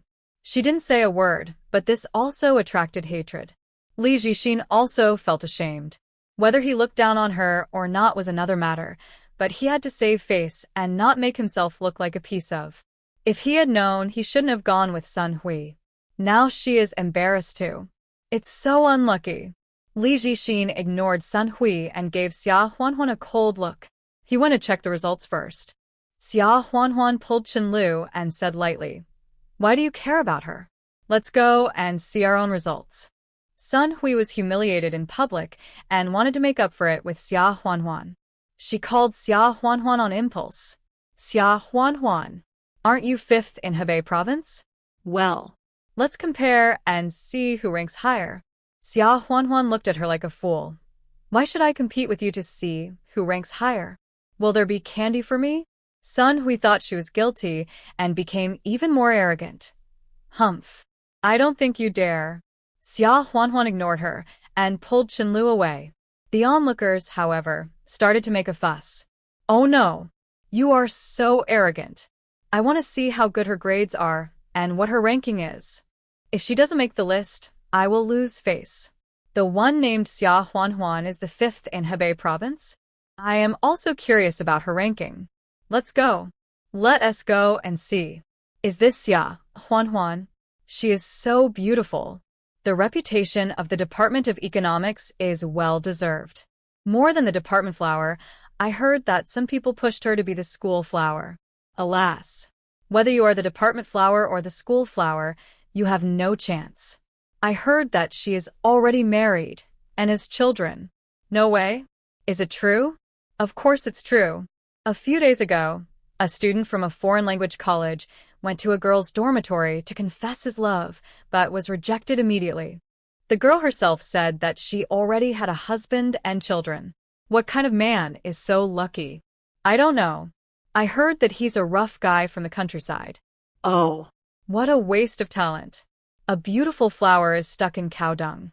Xia Huanhuan listened to these discussions, and the corners of her mouth twitched.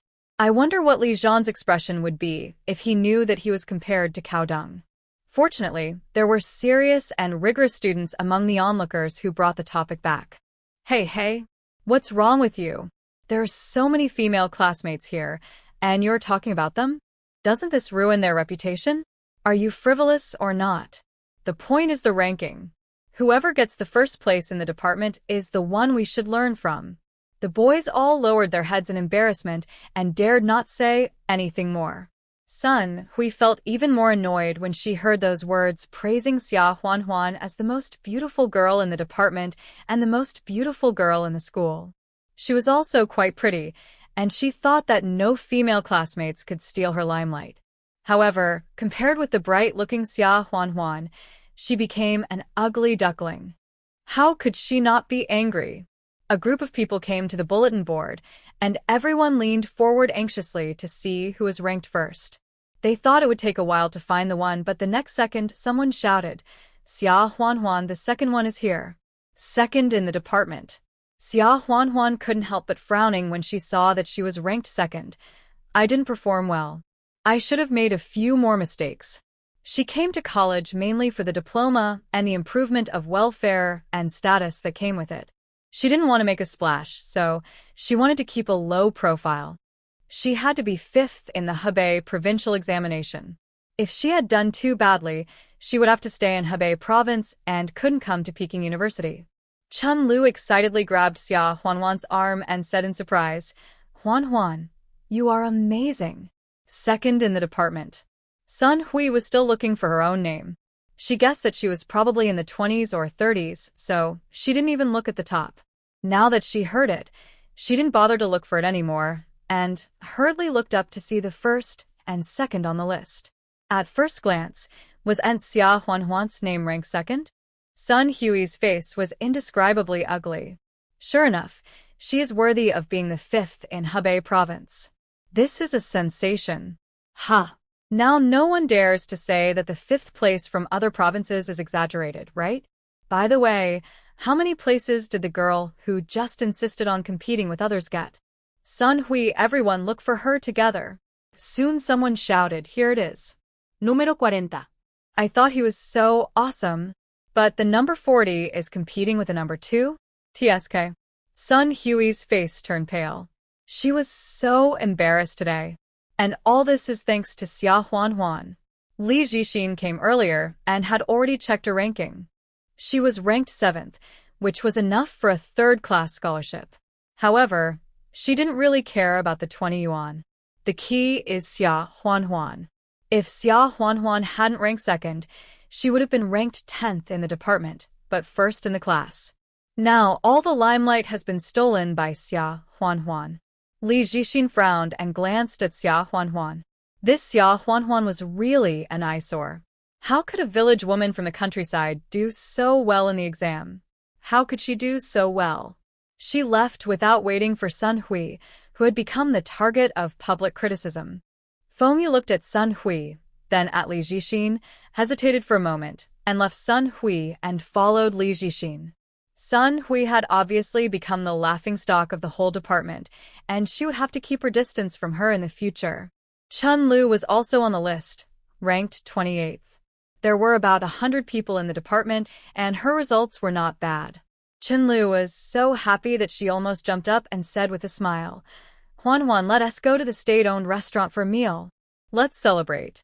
Alas, it's a pity that it's not in Guangdong province. Otherwise, I can treat you to Cantonese cuisine. The food there is delicious. By the way, you can also go to the tea house for morning tea in the morning, and there are all kinds of dim sum. Xia Huanhuan smiled and said, I have always wanted to visit Guangdong province. Maybe I will have the chance soon. Chenlu listened and pulled her and said, Really? If you come, I will treat you to the best food in Guangdong. Let me tell you, our morning tea and dim sum, what shrimp dumplings, steamed buns, barbecued pork buns, shrimp dumplings, chicken feet, glutinous rice chicken. I'm drooling just thinking about it. Xia Huanhuan patted her head and smiled. You can't eat it now even if you want to. Let's go and eat noodles with soybean sauce. There was a state-owned restaurant near the school. The two entered the restaurant. Each of them ordered a bowl of noodles with soybean sauce, and the other ordered a plate of boiled mutton, a plate of smashed cucumber, and a cold jelly. Although Chenlu is from the south, she doesn't have any dietary restrictions. She loves all kinds of food in Beijing. Xia Huanhuan can't help but envy her appetite. After eating noodles, there were no classes in the afternoon, so Xia Huanhuan said goodbye to Chenlu and went home. As soon as she walked onto the road, she saw Xia Shuangshan riding a cart on the road from a distance. A few months ago, Xia Shuangshan borrowed money to secretly haul coal and was caught by Xia Huanhuan. After Xia Huanhuan told them that her family was rich, she didn't force Xia Shuangshan to quit this job. They just agreed that he couldn't work too hard and couldn't work on rainy or snowy days. Xia Shuangshan rented a hand-pulled cart from someone else at first, but Xia Huanhuan bought him a three-wheeled cart so he didn't have to pull it by hand. Xia Huanhuan took a few quick steps and went to meet him. Seeing that the cart was empty, she smiled and said, Dad, did you just deliver the coal? Although Xia Shuangshan knew that his daughter's school was nearby, he didn't expect to meet him in person with so many students. He was overjoyed and said, Wanner, have you finished your classes? Have you eaten? Xia Huanhuan smiled and said, I have. Dad, have you eaten? Xia Shuangshan said, I have. I just bought 2 sesame cakes over there. Do you have classes in the afternoon? When Xia Huanhuan heard him say that he had eaten, she didn't mind. She shook her head and smiled and said, No, I was just going back. Xia Shuangshan got off the cart, swept the coal and ash on the cart with his sleeves, and said, Then you sit on it. Dad will take you home. I'm going to finish work early today, too. Seeing that Xia Shuangshan was willing to finish work early, Xia Huanhuan knew that he had no psychological burden now, and she was very happy. She smiled and said, That's fine. As he said this, he sat on the cart without even caring about the dirtiness of it. Xia Shuangshan rode the three-wheeled cart away. This scene happened to be seen by Li Jixin, Sun Hui, and Feng Yu. Feng Yu immediately said, I didn't expect that Xia Huanhuan's father was actually a casual worker hauling coal for others. This is too shabby. The imbalance in the hearts of Li Jixin and Sun Hui was somewhat compensated. Humph. What's the use of having good grades? Aren't all the family members from the countryside mudlegs? Even if one person succeeds, the whole family can't rise to heaven. Xia Huanhuan doesn't mind being ashamed. If my father was working as a coal hauler, I would have to pretend not to know him if I saw him on the street. It's too embarrassing. Feng Yu couldn't help but say exaggeratedly. Li Jixin and Sun Hui both glanced at her sideways, with some contempt in their eyes. She still despises others. Isn't her family just an ordinary working-class family? Her mother is also a temporary worker. However, red flowers need green leaves to match, and there is Feng Yu as the green leaf, so Li Jixin and Sun Hui didn't intend to say it. In May, the weather in Beijing was fine and sunny. The sky was as blue as a clear sky, and the tall locust trees on the roadside had formed shades, cutting the sky into irregular shapes. Xia Huanhuan looked up at the sky and felt extremely comfortable. She suddenly remembered something and turned to Xia Shuangshan and said, Oh, Dad, when I have summer vacation, let's take the kids, you and Mom, to Guangzhou to see my brother. In winter, the meeting will be held. Although Beijing is the most informed, it is after all under the feet of the emperor. No matter how well informed it is more cautious in action. But in the distant Guangzhou and Shanghai, especially Guangzhou, the emperor is far away, and I am afraid that undercurrents are surging. Apart from anything else, she heard from Dahe that Luo Chung has been active in Guangdong Province and Hong Kong City for nearly half a year and basically has not returned to Beijing. It's almost time for her to go there, otherwise she will be a step late. After hearing what Xia Huanhuan said, Xia Shuangshan's first reaction was to feel sorry for the money. The whole family is going? The travel expenses will cost a lot.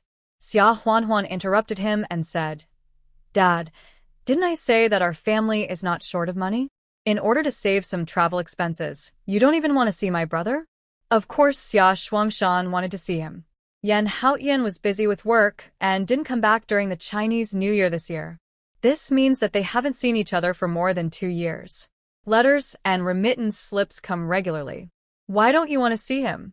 Alas, your mother and I are used to living in poverty, and it will take a while for us to change our minds.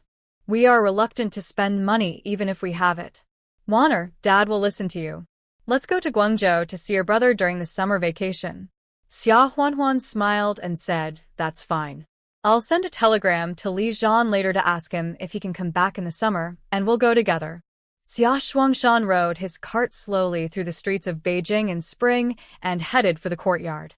On the way, she passed by a state-owned grocery store and saw cherries on sale, so she jumped out of the car to buy some. These were newly launched, so the price was not cheap. Xia Shuangshan felt a little pain in his heart, but then he thought that his daughter was now a city dweller, so it was not too much for her to eat some cherries. Back home, Xia Huanhuan took out some more cherries from the space while no one was paying attention, put them aside, and waited for Xiaowen and the others to finish school, and then secretly asked Xiaowen to deliver that portion to the Fu family. Xiaowen agreed, and went. Xia Huanhuan drew water from the well in the backyard and washed the cherries. The triplets happily helped to wash them, but they washed, ate, and played with water, which was purely a hindrance. After dinner, everyone ate cherries. Lin Yuru asked her about the exam, and Xia Huanhuan told her that she got second place in the department. Although Lin Yuru didn't know what second place in the department meant, the second place was only one less than the first place, which must be very impressive. The family chatted for a while and went asleep.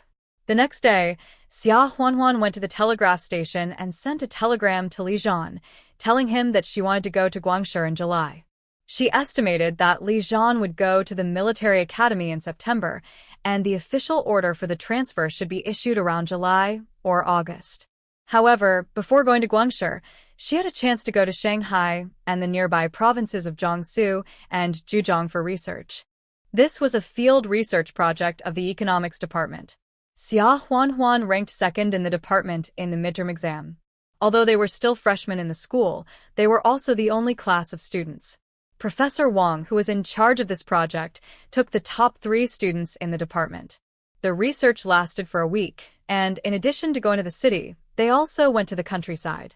According to Professor Wang, the economy is an integrated whole, and it is not just a store in the city that buys and sells things and a factory that produces goods. That is the whole of the economy. Agriculture is also a very important part, so we have to look at it. Among the top 3, the first place was a boy, and the third place was a girl. With Professor Wang, 2 men and 2 women were just right, and it was easy to arrange for them to stay in a guest house. Xia Huanhuan was still thinking about the river clams that raise freshwater pearls. Previously, she asked Luo Chung to help her get some river clam seedlings, which she continued to cultivate in the space. Now she has enough clam seedlings. However, the north is too cold, and the river clams will be frozen to death in winter, so they can only be raised in the south. Before the time travel, the Zhejiang province area was a very famous place for breeding freshwater pearls. The water area is wide and the water quality is clean. The only difficulty is that it is probably also a commune model there, and it is a bit difficult for her to contract it privately. However, after arriving in the Shanghai, Zhejiang and Jiangsu provinces, Xia Huanhuan found that this place is much more active than she expected. For example, there is a city called one in Zhejiang province. In the 1980s and 1990s, the entire city built enterprises and individual industry and commerce were extremely developed. It is also one of the few cities in the country that became rich ahead of time. When Xia Huanhuan and her friends went to Shanghai, Zhejiang, They had already met some people from one city who were secretly doing small businesses outside. As for the rural areas here, they are much richer than those in the north and inland, but the situation of low enthusiasm aroused by the commune is similar. In addition to completing the research tasks assigned by the professor, Xia Huanhuan went to chat with the local villagers. There are many mountains and waters here, and the waters are very suitable for raising clams. However, most of the ponds are now deserted, and it costs money to buy fish fry, so only a small number of them raise fish. Xia Huanhuan secretly took note of it and did not mention anything about contracting. The 1-week research ended quickly, and Professor Wang took Xia Huanhuan and others back to Beijing. After a few days, Xia Huanhuan used the space to secretly teleport to the mountains near the rural areas that had been observed before, and then came down from the mountain, took out a lot of Beijing specialties from the space in advance, and then went to the village. Because she had been here with Professor Wang, the villagers knew her and were not on guard. "Isn't this Xia University student? Didn't you go back with your teacher? Why did you come back again? Do you have anything else to ask? Let's go. Let's sit down and talk at home," the village party secretary said enthusiastically. Xia Huanhuan did not refuse and went home with the village party secretary.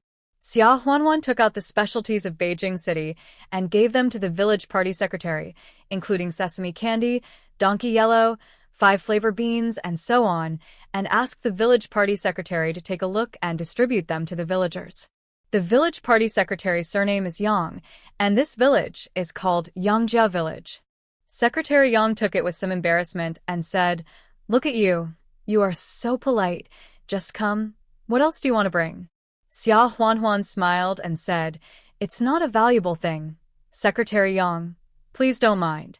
Besides, it's not my own money. It's the school's idea." Secretary Yang nodded and smiled. "Did you forget to ask something, so you were sent here again? If you have anything, just ask." Xia Huanhuan said, "It's not a problem this time. When our Professor Wang came here last time, didn't he talk about contracting to households?" "Old secretary, our professor said that he wanted to hear your opinion again." Secretary Yang hesitated and said, "College student Xia, isn't this allowed? The land is collectively owned by the state." Xia Huanhuan smiled and said, "Old secretary, don't worry.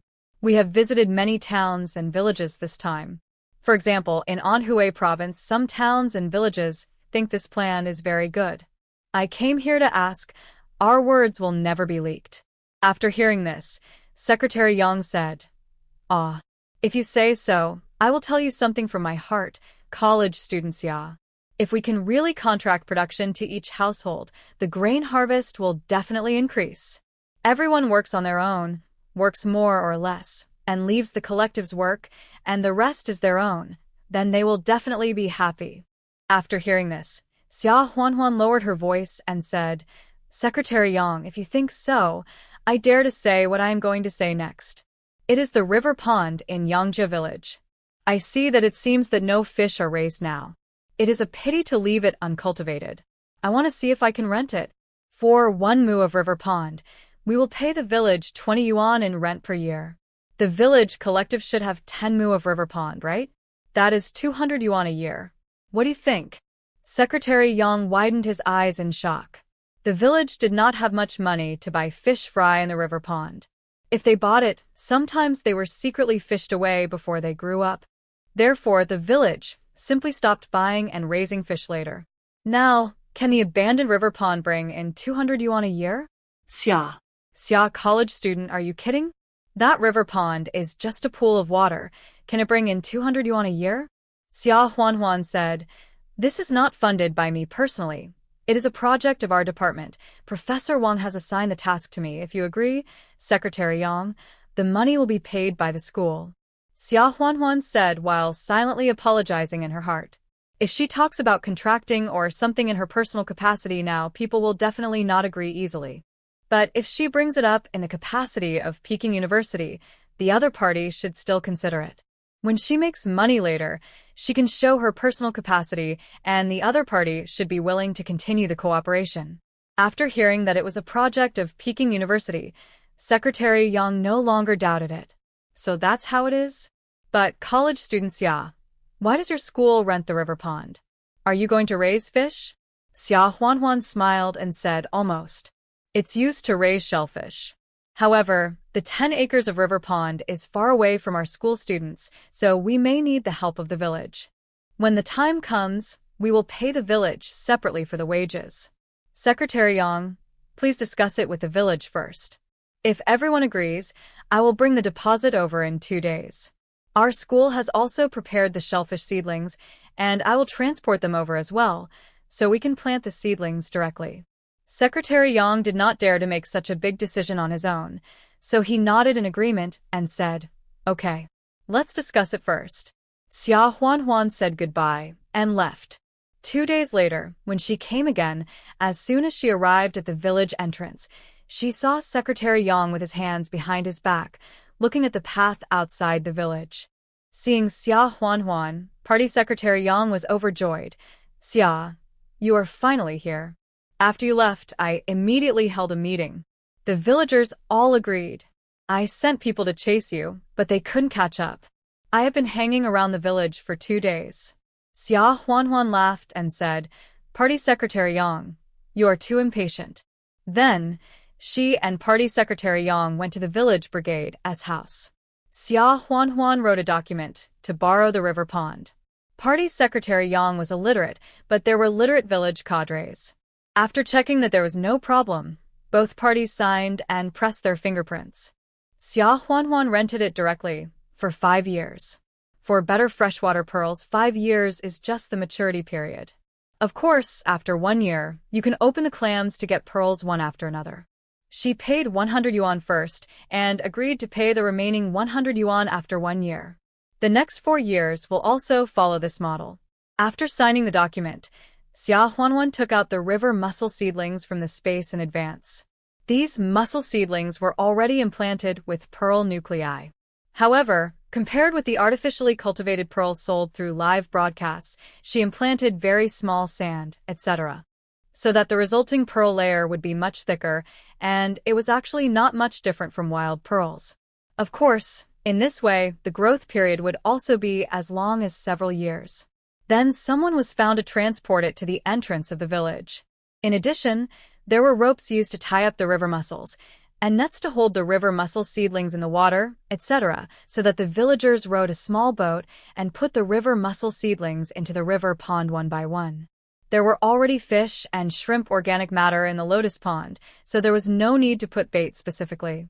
Xia Huanhuan took out another 100 yuan, which was money for the villagers who helped to plant the river mussel seedlings. Everyone was naturally very happy. This 100 yuan, when distributed to the workers, each person could get 2 or 3 yuan. It was only half a day's work, which was really a lot. The villagers were all very puzzled. There were actually wild clams in their ponds. When they were hungry, they would catch them and eat them. However, it took a lot of effort to pry them open, and because they survived by eating plankton and other organic matter, they had a fishy smell and were really not tasty. If they were not really hungry, no one would want to eat them. How could this Beijing University student think of raising something in a 10-acre pond?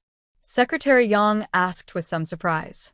Xia Huanhuan naturally would not reveal the fact that she was raising pearls now, so she smiled and said, I'll keep it a secret for now and tell you later. Secretary Yang listened and did not ask any more questions. He smiled and said, that's fine. Anyway, the pond is lent to you. You can raise whatever you want. After doing this, Xia Huanhuan went to a deserted place and came back through the space. In fact, the cultivation of seawater pearls and freshwater pearls in her space is much faster than in reality. But if you really do this business in the future, people will definitely ask you where the pearls come from. Yangjia village was just to pave the way for this. Li Zhan quickly sent a telegram back, saying that he had received the transfer order and should be able to go back in mid-June. Xia Huanhuan was fine. After all, she had to go to the island through space every once in a while. The others, especially the little ones, were so happy. Dad is coming back. Dad is coming back. Yan Yan said. Mom, ask Dad to bring back chicken legs to eat. Yi said with drooling. Mom, I want to eat chicken legs too. Yao Yao also said when he heard it. Yan Yan got anxious when he heard it. Mom, I want chicken legs too. Xia Huanhuan. They haven't seen their dad for more than half a year, and he is finally coming back. But these three little ungrateful kids just remember the chicken legs? Xia Huanhuan sighed and said unhappily, "Do we have to wait for your dad to come back if we want to eat chicken legs? Let's see tonight." The triplets' eyes lit up. "Really? Mom, go buy some chicken. I want to eat chicken legs." Lin Yuru said she wanted to eat chicken in the evening and laughed. "Oh, why are you like a child, believing everything you hear? There is no chicken prepared tonight. I will go to the vegetable market to buy some now." Xia Huanhuan held her and laughed. "I'll go. It's a good time to go out for a walk." Lin Yuru listened and let her go. Xia Huanhuan walked out of the yard and strolled for a while before walking to a secluded dead end.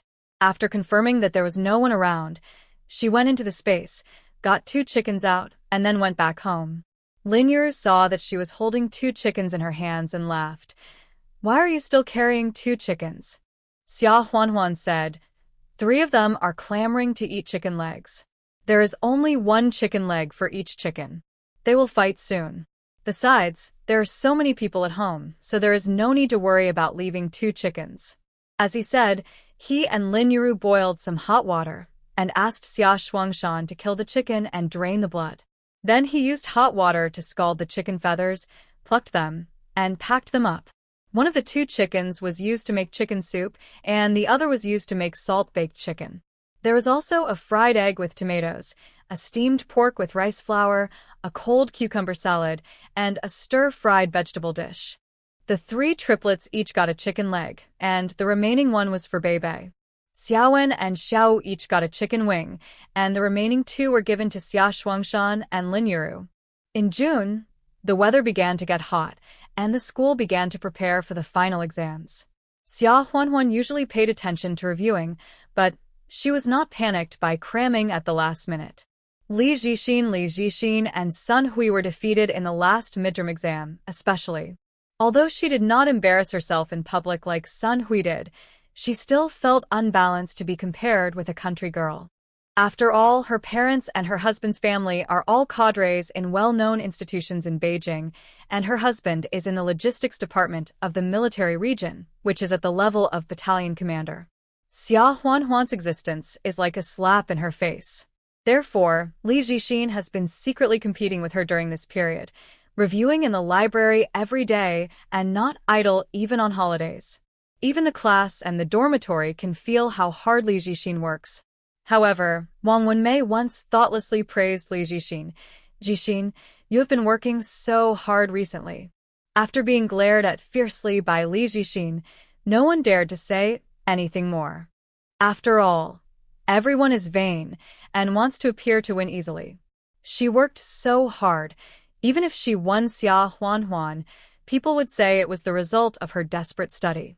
Not only would she not be able to save face, but she would also be laughed at and pitiful. Li Zhixin restrained herself a lot afterwards. Even if she studied hard, she would go home and study until late at night. She never let her classmates see her hard work again. Sun Hui was much simpler and more brutal. Her uncle worked in the Municipal Education Bureau, so she was thinking about how to get the final exam questions or something. No one dared to leak the college entrance examination papers, but the university papers were all set by the professors who taught, and then reported to the department's academic affairs office. Sun Hui planned to try to use her uncle's relationship to see if she could get the exam questions through this process. Xia Huanhuan had to do what she had to do, and during holidays, she had to teleport to the county town to do business. Anyway, she just followed the routine. She didn't have a ranking complex. If her ranking dropped, it would be more in line with her idea of not wanting to attract attention. Soon it was the beginning of July, and it was time for the final exams. Xia Huanhuan felt that she should have performed normally, and she passed the exams for several professional courses without any trouble. The exams lasted for 1 to 2 weeks, mainly depending on the schedule of the main professor. After the last exam, everyone could go home for the summer vacation. Before Xia Huanhuan went back, she went to the dormitory. After all, the next 2 months of vacation were almost over, and the bedding in the dormitory had to be packed. When she arrived at the dormitory, surprisingly, everyone was there, but Wang Wenmei was gone. Chenlu bought a train ticket back to Guangzhou in the evening and was packing her luggage. She bought a lot of specialties from Beijing to take back and got almost 2 large luggage bags. The others were also packing their things. Feng Yuezheng said with envy. Jixin, Sun Hui, it turns out that Jixin's husband and Sun Hui's fiancé are both in the army? I didn't know.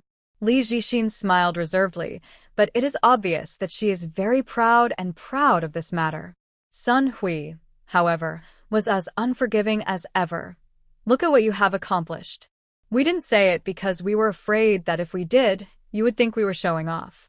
In fact, being a soldier in the army is nothing big. It's not much different from ordinary people like us. Feng Yu smiled and said, how can it be not much different? Just wearing that military uniform, she is many times more handsome than other men. Sun Hui was very pleased and smiled and said, they should drive over to pick me and Jixin up in a while. When the time comes, we will ask them to take you home. As she said that, she glanced at Xia Huanhuan and asked with a smile. Huanhuan, you also live in Beijing, right? I heard that you rent a house outside. How about we take you home? Xia Huanhuan smiled and said, no need. I'm not too far away, I can take the bus. If you like, why don't you take Chenlu to the train station? She has so many bags, it's not easy for her to carry them alone. Sun Hui listened and laughed. This is unfortunate. We have to take a long detour to go to the railway station. They said they were driving here, and it is a public car after all, with a fixed amount of gasoline and other things. It is acceptable to pick up family members or drop off a classmate, but taking a long detour is too much. That's right, Sun Hui asked to give you a ride, and you didn't appreciate it, but it's not your car. Why did you make the decision on your own? And they asked you to give Chenlu a ride. If you have the ability, you can get a car yourself. Oh, I almost forgot. Doesn't your father ride a cart to haul coal for people? Why don't you let your father come and give Chenlu a ride? Feng Yu said sarcastically. Xia Huanhuan smiled faintly after hearing this. I just mentioned it. How do they have the final say? If she wants to send you off, she can send me off. Since we are in the same dormitory, she is willing to send me off even though we had a quarrel with each other, and we have a bad relationship, so shouldn't she be willing to send Chenlu off, who we have a relatively good relationship with? Could it be that she said she wanted to send me off, but her real intention is to show off that her husband or fiancé has a car? I just said it casually. What's the problem? It's fine that she doesn't want to send you off because she thinks it's a detour, but Feng Yu, do you have to be sarcastic here? As for my dad hauling coal, he worked with his own strength, and I don't see anything wrong with it. You are so sarcastic, but you look down on the poor and lower middle peasants and the urban poor and working people. Do you want me to tell the counselor for you and let the counselor correct your thinking? When Feng Yu heard that this issue had risen to the level of thought, she glared at Xia Huanhuan fiercely and didn't dare to say anything more. Sun Hui glared at Feng Yu coldly. She was so stupid that she couldn't even win an argument with him. Xia Huanhuan ignored them and looked at Chenlu, saying, I'm free today. I'll go to the train station with you later. Chenlu shook his head and declined. Huanhuan, no need. I can just take the bus to the train station. Xia Huanhuan said, it's okay. It's not easy to carry something like you on the bus. I'm fine anyway. Chenlu smiled gratefully and said, okay. Sun Hui snorted coldly, then said, Jixin, let's go. If someone doesn't appreciate it, there's no need for us to rush to get a cold shoulder. With that, she raised her head and walked away arrogantly. Li Jixin still maintained her superficial self-restraint, smiled at Xia Huanhuan and left. Feng Yu naturally followed her happily. Xia Huanhuan and Chenlu were the only ones left in the dormitory. Chenlu whispered, it's just that their men drove over to pick them up, right? Look how proud they are. Xia Huanhuan smiled. Why do you care about them? Come on, I'll help you carry a luggage bag and let's go too. Don't miss the train. By the way, where's Wang Wenmei? Chenlu shook her head. She borrowed $5 from me this morning. I guess she went to the department store to buy things for her family. She said she was going back to the countryside to see her husband and children, and will leave tomorrow. Xia Huanhuan looked at her and smiled. How dare you lend her $5? Don't you know she's a person who likes to take advantage? What if she doesn't pay you back? Chenlu sighed and said, Oh. I didn't want to lend it to her either. She just pestered me to pay it back several times, saying that she has 3 or 4 children at home, and she wanted to buy some delicious and fun things for the children on this trip. I was pestered so much that I lent it to her. Xia Huanhuan smiled helplessly. She just thinks you are soft-hearted and easy to talk to.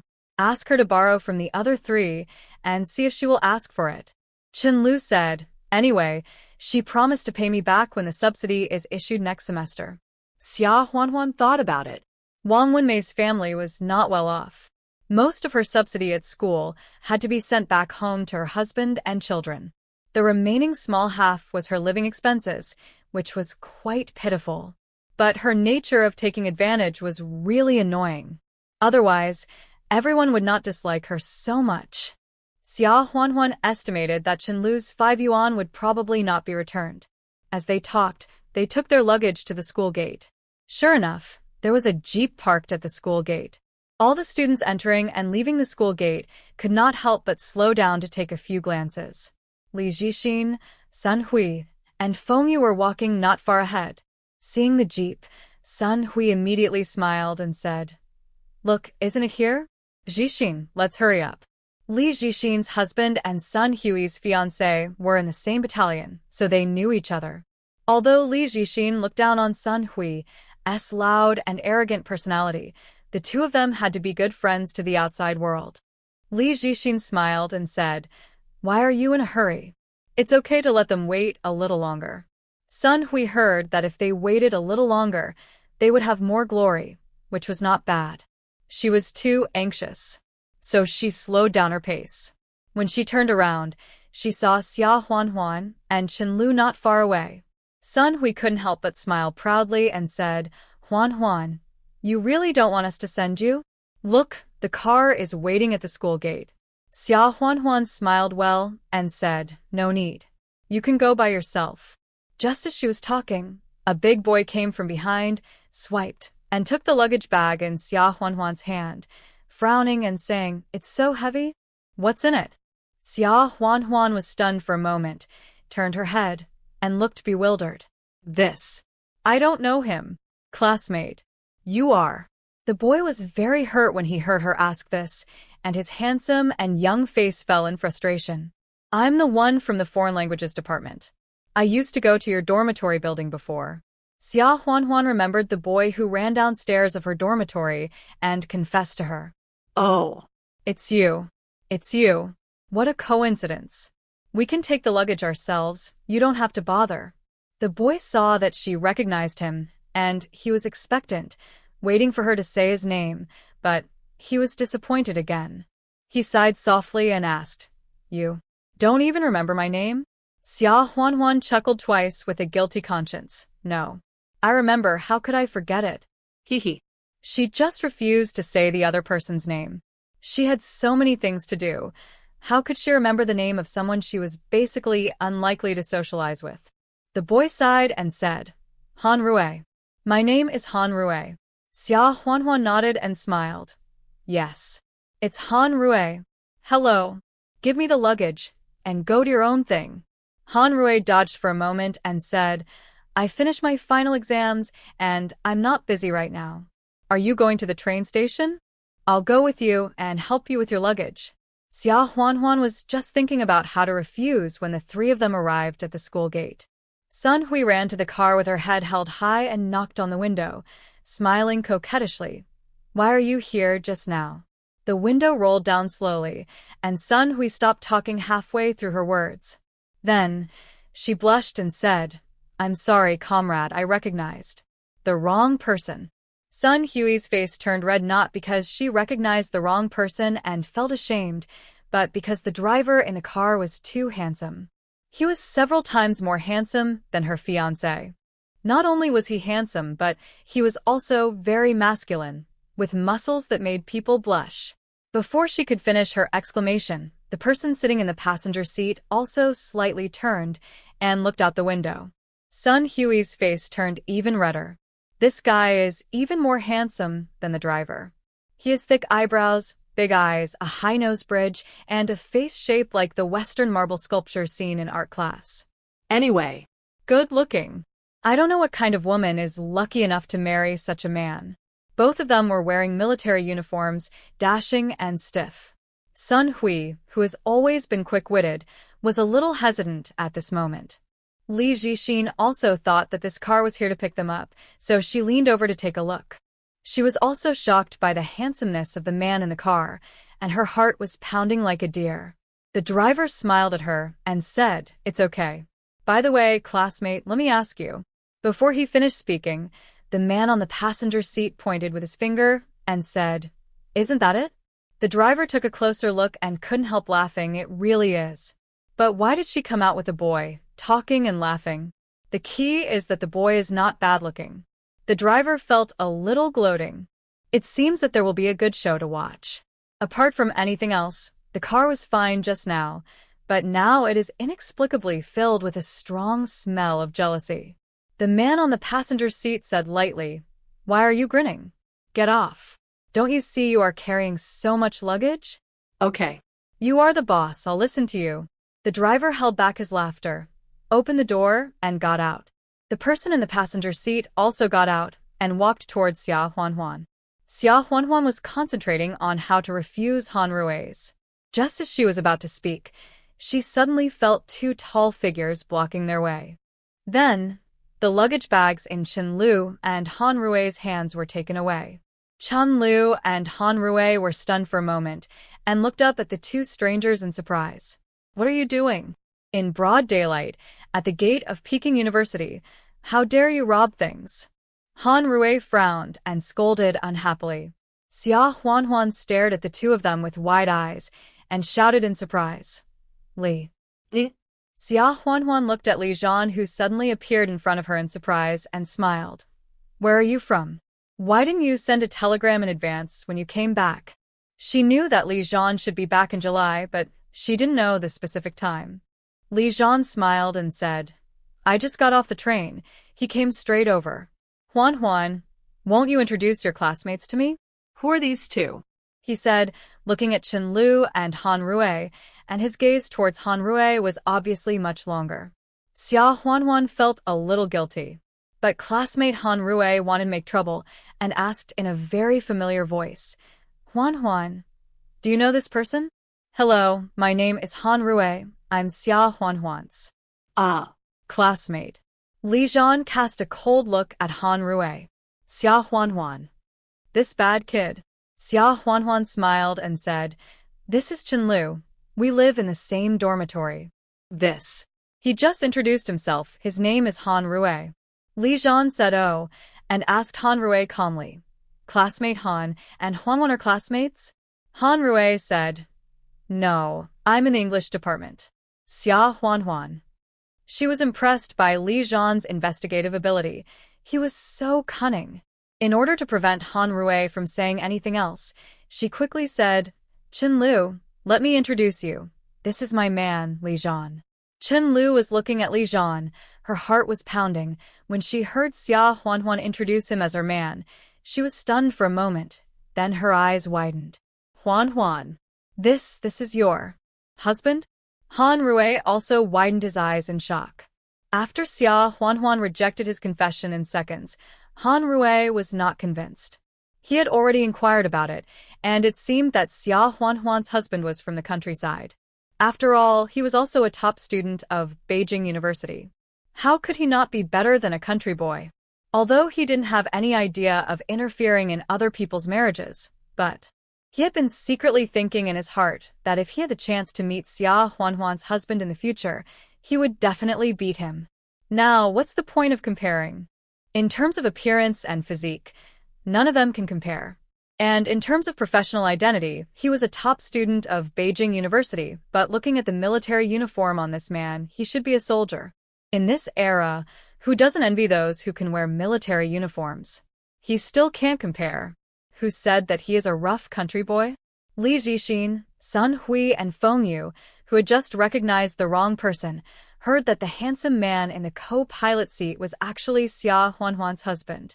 For a moment, they were extremely unbalanced. How could this be possible? How could such a handsome man marry Xia Huanhuan?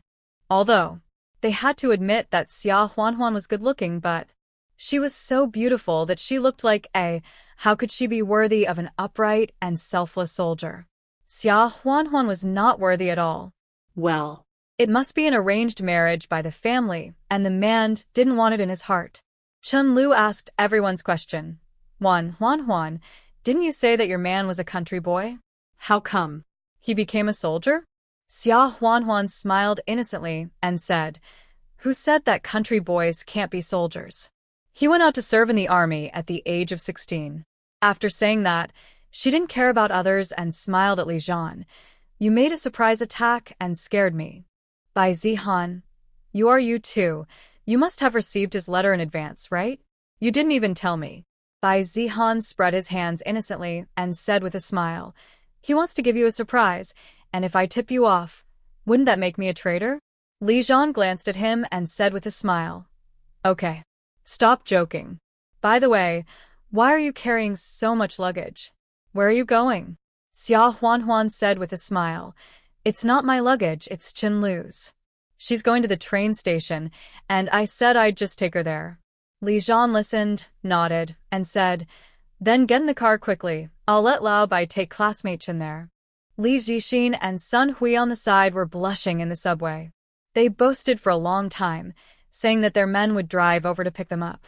As a result, before they got in the car, Xia Huanhuan and Chen Lu, two country bumpkins, got in first. Feng Yu was still talking about something else, and asked in a low voice, Zixin, Sun Hui, when will the car that picks us up come? Li Zixin and Sun Hui both glared at her coldly and ignored her. Sun Hui whispered to Li Zixin, Have you ever seen this Lao Bai when you were in the army before? Could he have stolen the army's car and went to the train station to pick someone up? He is so arrogant to use the public car for personal purposes. Let's report him. Li Zixin was speechless. If it's about using the public car for personal purposes, isn't it the same thing when their men come to pick them up? Isn't reporting it a trap? As she was talking, another jeep drove over and stopped at the school gate. Sun Hui saw it and was cheered up, finally regaining some face. Here they are. Really? You're so late. Sure enough, after the car stopped, two men in military uniforms got out of the car and greeted Li Zixin and Sun Hui. Zixin, really? Before they came up, one of them noticed Bai Zihan and Li Zhan and hurriedly pulled the other one. The other one looked embarrassed. Sun Hui walked over, raised her hand, and hit her fiancé. Why did you come just now? I'm so embarrassed. Her fiancé's surname was Zhang, and he was at the deputy battalion level. He whispered, Stop it. As she spoke, she and Li Zixin's husband, surnamed Wang, who was a battalion commander, trotted a few steps and came to Bai Zihan. They saluted straight and shouted, Captain Bai, why are you here? This incident caused.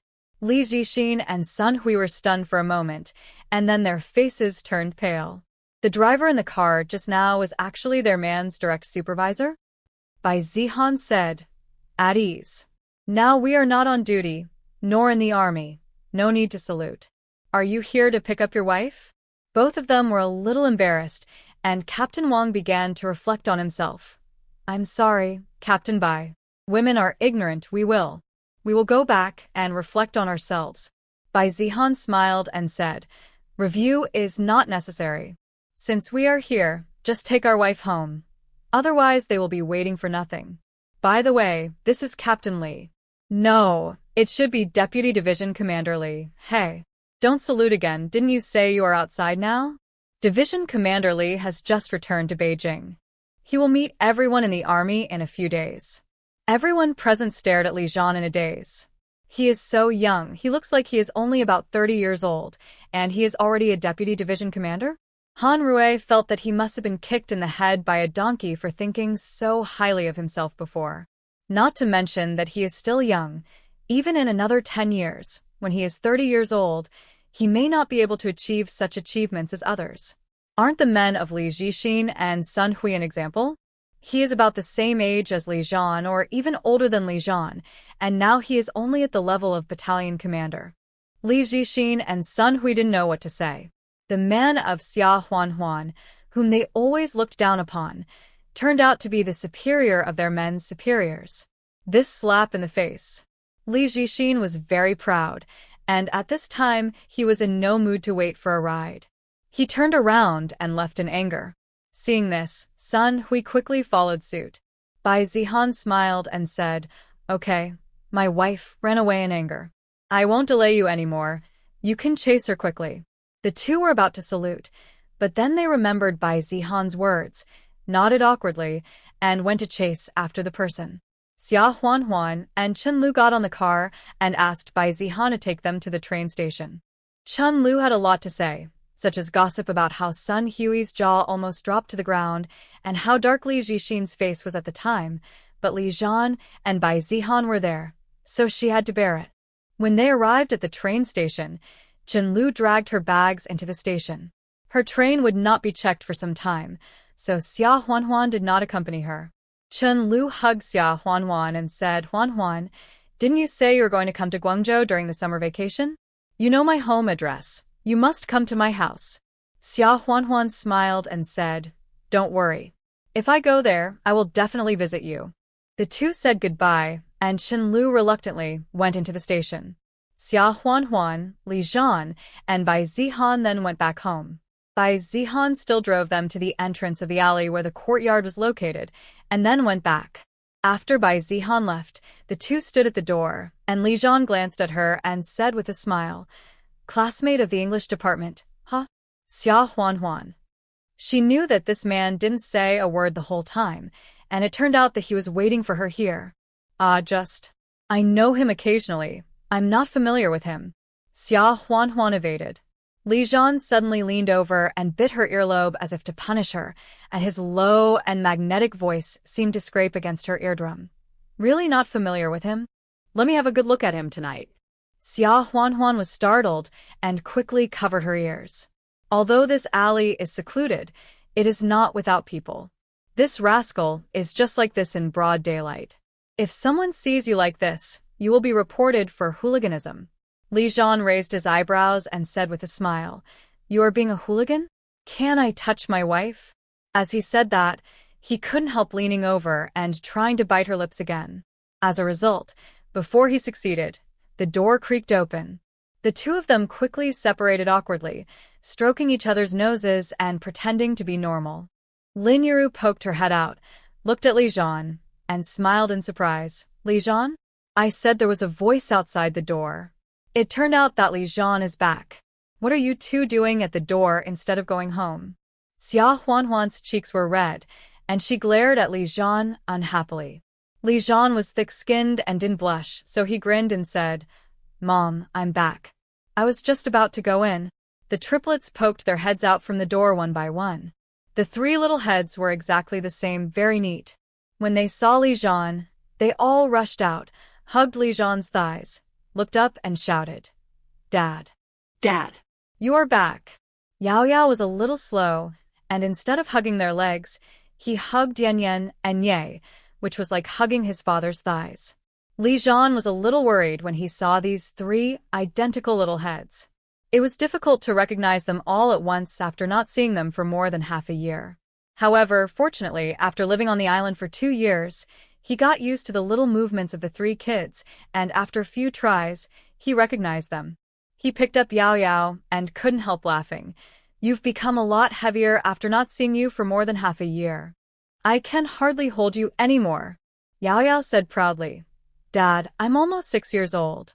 Mom said that we can go to school in the fall." Yan and Ye took a look and shouted, "Dad, it's my turn." Li Zhan put Yao Yao down and picked up Yan and Ye one by one and said with a smile, "Well, you can't hold them either. You've grown up." As he said this, Li Zhan entered the yard surrounded by the three little guys. This was the first time for Li Zhan to come to this courtyard. He first entered the smaller courtyard in front, where some sundries were placed.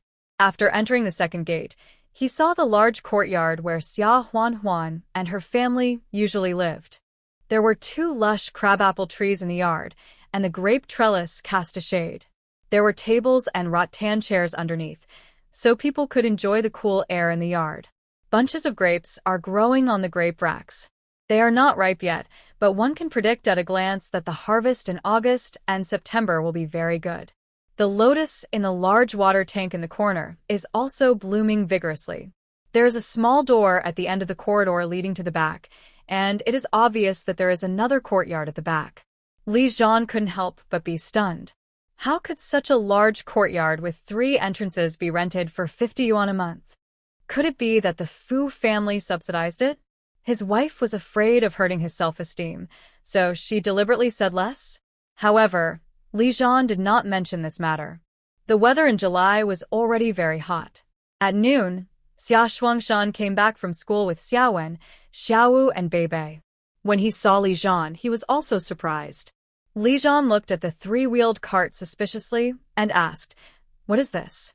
Xia Huanhuan smiled and said, "Dad can't stay idle. Now he uses this cart to haul coal for people outside." Li Jian just said "oh" after hearing this, and said nothing more. They had cold noodles for lunch. The cucumbers picked from the backyard were chilled with well water, and the carrots, chili peppers, chopped green onions, coriander, etc. were all washed and shredded for later use. There were also the oyster mushrooms that Xia Huanhuan had just taken out in the morning.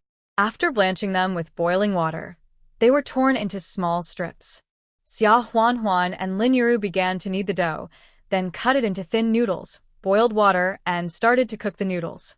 After cooking, they were taken out and rinsed with cold water, and then the cucumber, carrot, oyster mushroom, green onion, coriander, etc. were poured with the prepared sauce, and it was done. People in Beijing like to eat spicy noodles. Xia Huanhuan also likes sesame sauce, so she also prepared sesame sauce. You can add it if you like. There are also some vegetarian dishes in the cold noodles. She also took out the braised beef made yesterday from the space and cut a few pieces into each person's bowl. In addition, there was a golden fried egg in each bowl. After lunch, there was also a watermelon that was chilled in the well. One was also fished out. Everyone cut it and ate it under the grape trellis. In the summer, Xia Huanhuan took out a watermelon every other day, saying that she bought it and put it down in the well. She took it out at noon or in the evening when she was taking a break to cool down and shared it with everyone. While eating watermelon, everyone asked about Li Jian's plan for this return. Li Jian smiled and said, "I will be transferred back to this military region under my second brother. I should be stationed in Beijing in the future. I will attend the military academy and serve as the deputy division commander here." Xia Huanhuan roughly knew that above the regiment commander was the division commander, and above that were the army commander, and general. The deputy division commander and the brigade commander were of similar levels. Li Jian originally belonged to an independent regiment, which was more mobile. Correspondingly, the number of people was less than that of an ordinary regiment, so there was no separate brigade above it, but it was directly led by the division headquarters. Now Bai Zihan has been promoted from the original deputy regiment commander to the regiment commander, and Li Jian has been on the island for 2 years and was promoted to deputy division commander when he came back.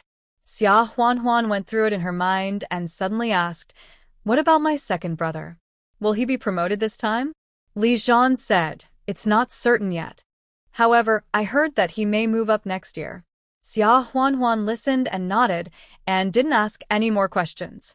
She actually didn't care much about whether she got promoted in the army. Anyway, even if Li Jian lost his job, she could still support him. Xia Shuangshan and Lin Yuru didn't know the level of positions in the army. They just knew that Li Jian was going to be promoted. But they really had no idea how high the official position was. Whether it was the Fu family or Li Jian, they were all low-key and principled. Over the years, they had not sought anything for themselves or their families. So, in the eyes of Xia Shuangshan and Lin Yuru, they seemed to be no different from ordinary people. After lunch, Xiaowen and the others went to school again. The triplets pestered Li Jian and asked him to tell them comic books and stories about war. After talking for a while, they felt sleepy, so Xia Huanhuan asked them to take a nap. It was sunny at noon and Xia Shuangshan didn't plan to go out to pull coal in the afternoon, so he went back to take a nap with Lin Yuru. Of course, the main thing was that Li Jian and Xia Huanhuan hadn't seen each other for more than half a year, and they must have a lot of personal things to say to each other. Wouldn't it be a waste of time for them to keep hanging around in front of them? Seeing that the triplets were sleeping soundly in the house, Xia Huanhuan took Li Zhan to the backyard. Li Zhan saw the small vegetable garden in the backyard and smiled.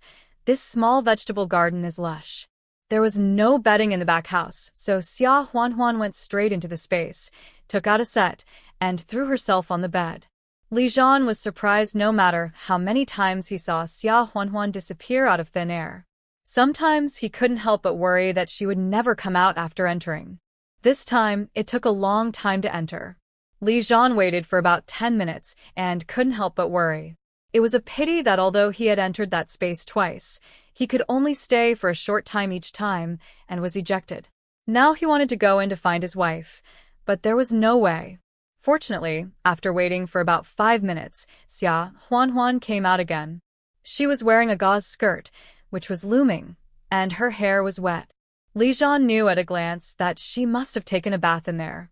Looking at his clothes again, his eyes couldn't help but turn dark. Xia Huanhuan came out with a bucket of hot spring water, gave him a new towel, and said, "It's so hot. Go wash first." Although Li Zhan was anxious, he knew that if he didn't go, his wife probably wouldn't let him touch her, so he went to wash obediently. After a while, Xia Huanhuan went to the space again, got a big basin, and put 2 big pieces of ice in it.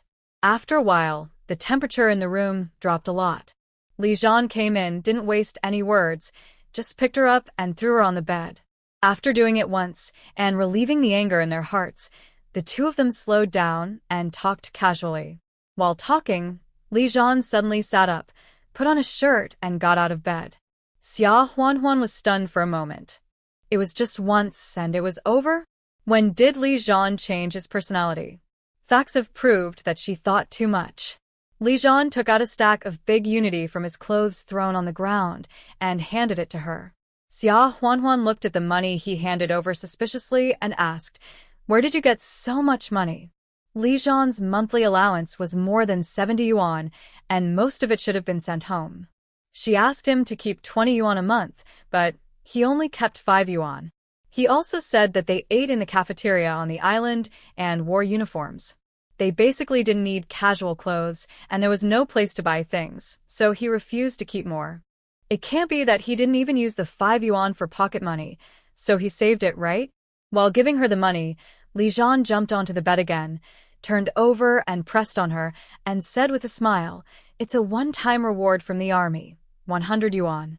Xia Huanhuan listened and generously took out 30 yuan for him, saying with a smile, "Don't you say you hide some private money? This 30 yuan is for you to save for your private money." Li Zhan was amused and confused. His wife was quite ceremonial. After handing over the money and circulating it, it would be his private money given to him by his wife.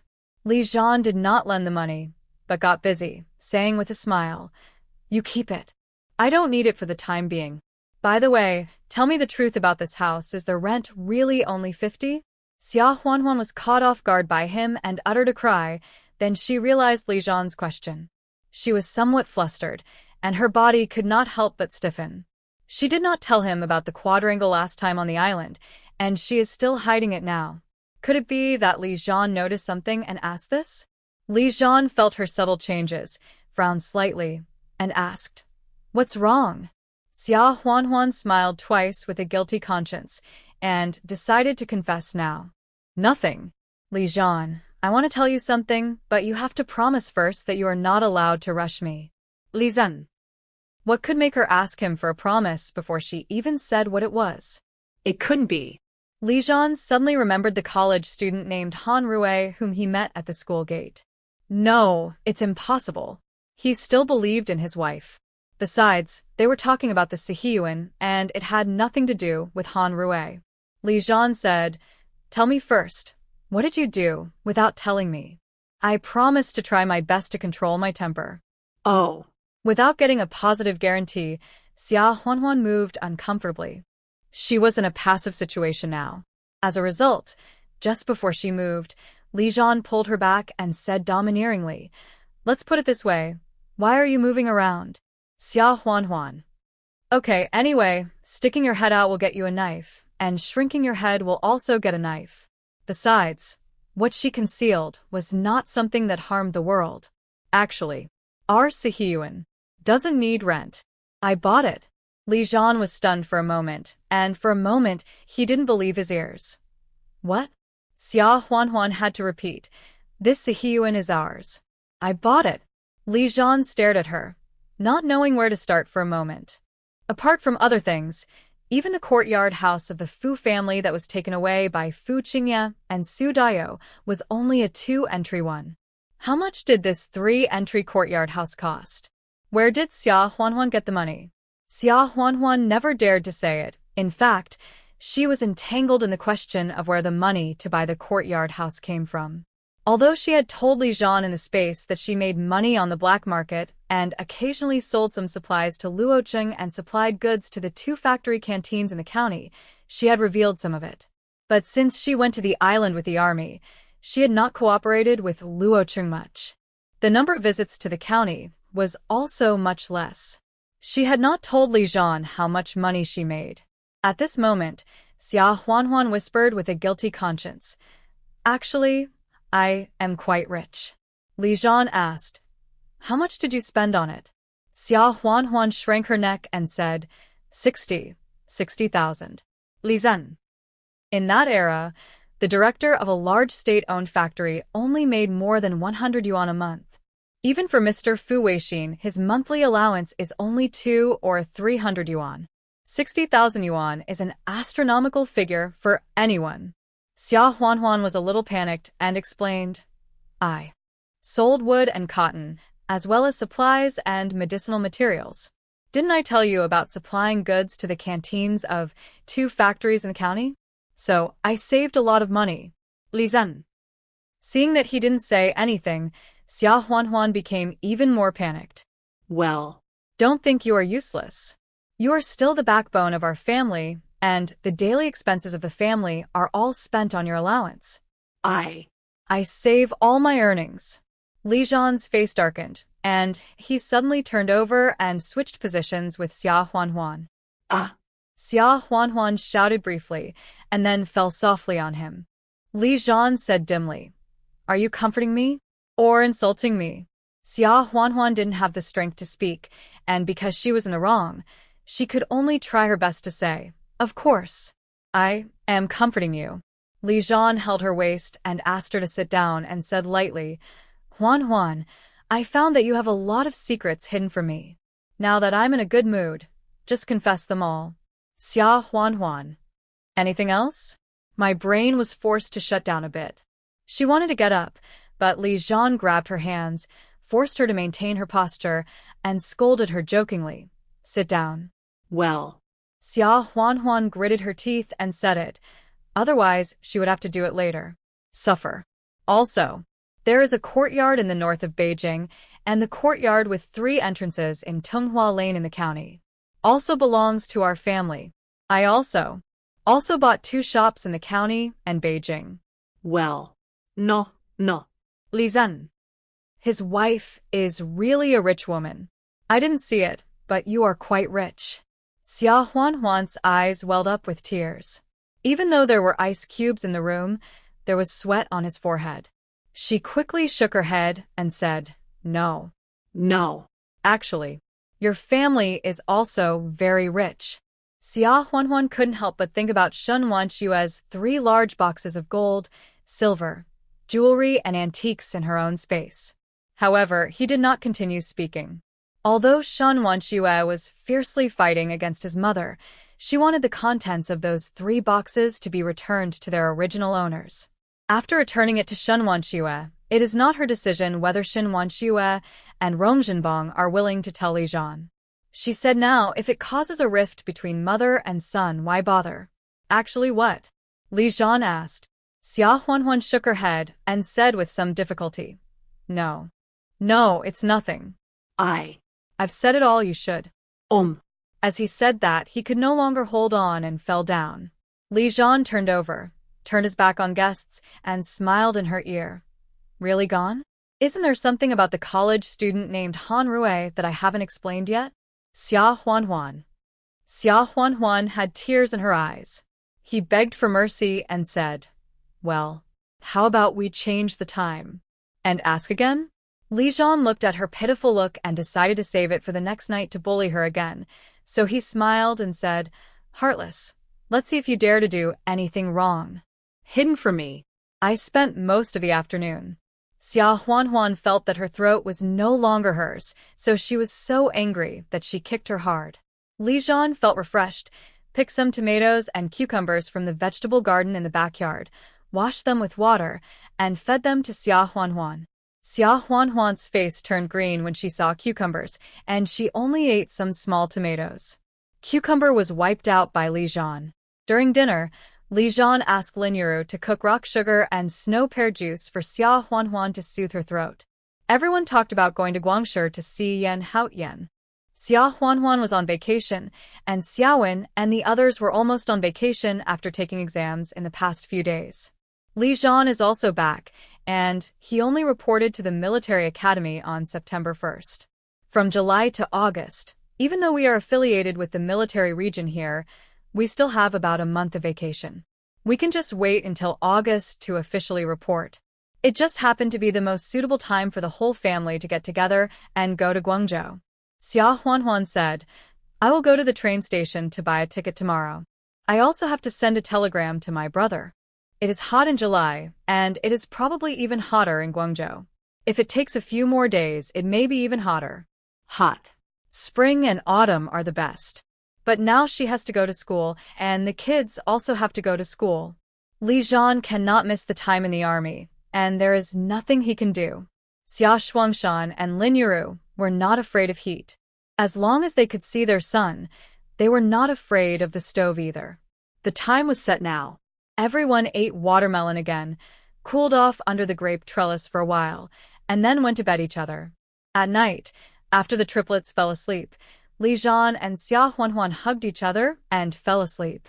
After struggling all afternoon, I really didn't have any energy at night, so the two of them talked intermittently. "You said you bought a store this afternoon, but aren't you still allowing private people to do business? Why did you buy it?" Li Jian asked. Xia Huanhuan rested her head on his arm and said, "I guess I should let it go soon. Our professor also said so in private. Some time ago, we went with the professor to the vicinity of Shanghai City. Although he didn't say it explicitly, the South, in fact, the atmosphere has become a lot more lively. I went to Guangzhou this time, and I actually wanted to see what was going on there. In this era, there are regulations that prohibit the family members of cadres from doing business. Besides, she just plans to rely on herself, her own space and materials to develop, and she doesn't plan to use Li Jian or the Fu family's connections and status. Even if someone questions it, she won't be afraid." In the night, Li Jian turned to look at her, feeling that his wife's eyes were full of light when she said this. He took her into his arms and chuckled, "As long as my wife does anything, I support it. Huan, you will definitely succeed. Even if you don't succeed, you will still have me." Xia Huanhuan heard what he said. I couldn't help but feel warm in my heart. In fact, she had been hiding so many things from Li Jian. Another reason was that she was afraid that Li Jian would be unbalanced. Regardless of anything else, in terms of making money, the situation where women are strong and men are weak is basically gone, of course. This is under the premise that he inherits the family property. Not to mention now, even before she time-traveled, the family model in which women were responsible for raising the family and men were responsible for the beauty was not very popular. As a man, he is somewhat chauvinistic. Now, Li Jian is willing to support her calmly and sincerely and be her backing. If she says she is not moved, that would be a lie.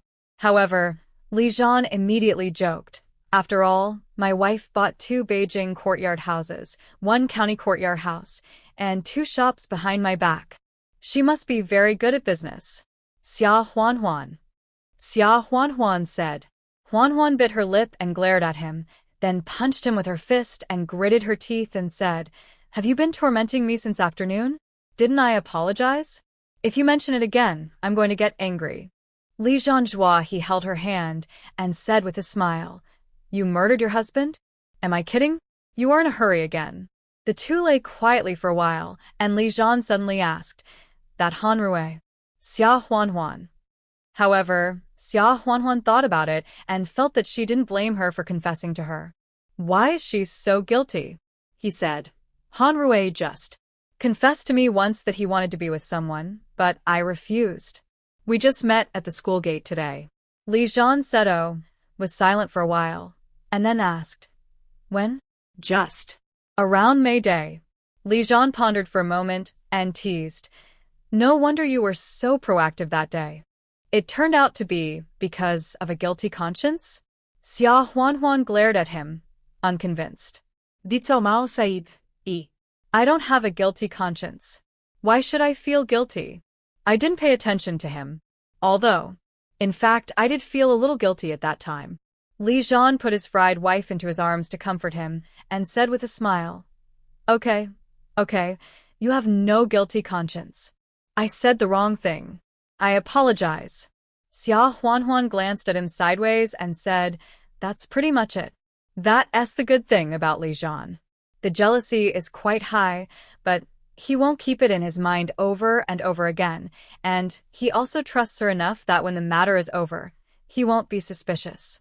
For example, after Luo Cheng confessed to her before, Li Zhan never mentioned it again, nor did he force her to stop dealing with Luo Cheng. It can be said that he gave her full trust. Xia Huanhuan was thinking about this, and couldn't help but tap Li Zhan's chest with her finger, and joked with a smile. Anyway, you have to know that someone is chasing me. You have to pay attention and behave better, otherwise, haha. Li Zhan raised his eyebrows and said, if you dare, I'll break that rascal's legs. But you can go and find out where in the world you can find a man as handsome as me, huh? Huanhuan couldn't help but laugh. It will really put your face on the line. Early the next morning, Xia Huanhuan and Li Zhan went to the train station to buy tickets. 10 tickets for 4 adults and 6 children is quite considerable. I don't plan to take the wolf cub with me this time, and will send it to the Fu family to be fostered for a period of time. The conductor couldn't help but look out of the window at them. When he saw that they were a young couple, he couldn't help but murmured in a low voice, it's really possible to have a baby. Xia Huanhuan couldn't help but smile. On this matter, how many times have I been misunderstood? This time I bought a hard sleeper.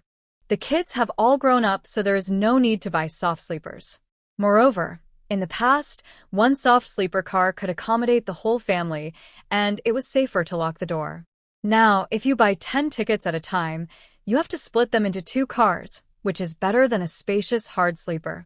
Another point is that although their family is not short of money, they can't live so extravagantly, otherwise the children will be influenced by their surroundings and develop a wasteful character, which is not good.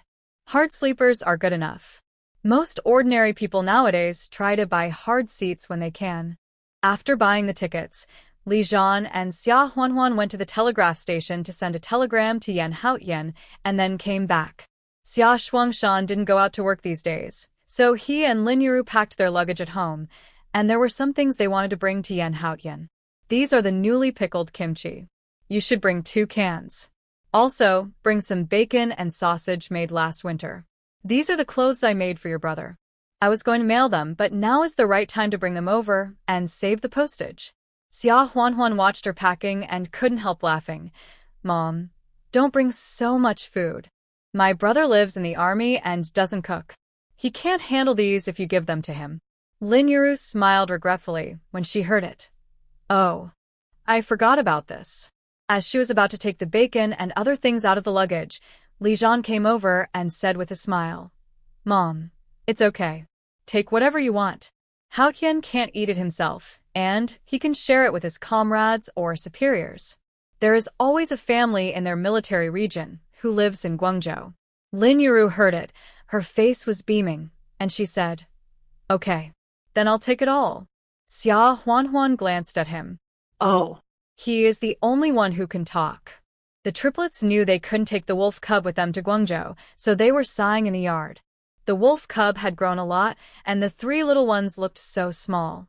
It seemed to sense the melancholy of the 3 little masters, whimpering and pacing around the 3 of them. The 3 cubs inherited their parents' good looks, and sat on the steps in the yard, their little faces flushed, and each of them held their cheeks with their little hands, as cute as babies in New Year paintings. Oh, How can we not take the wolf cub with us? Mom and Dad are too much. Yan Yan said. That's right. Don't panic, wolf cub. We're just going out for a few days, and we'll be back soon. It's not that we don't want you anymore. Ye touched the wolf cub's head and said, yeah. Bring you some delicious food. Yao Yao directly used the two words yet to replace what the two brothers said, and then summarized the key sentence. Yan Yan's heart moved. He stood up and went to the kitchen. After a while, he brought out a fish that was still alive and kicking. He had originally planned to eat it for lunch. He put it to the wolf cub's mouth and said in a baby voice, Wolf cub, this is for you first. Don't be sad. I heard from Mom that people in Guangshi eat snakes. We will bring you some snakes when we come back. The wolf cub looked at the fish in front of him, a little confused about what his little master meant. Didn't he always eat cooked food with his family?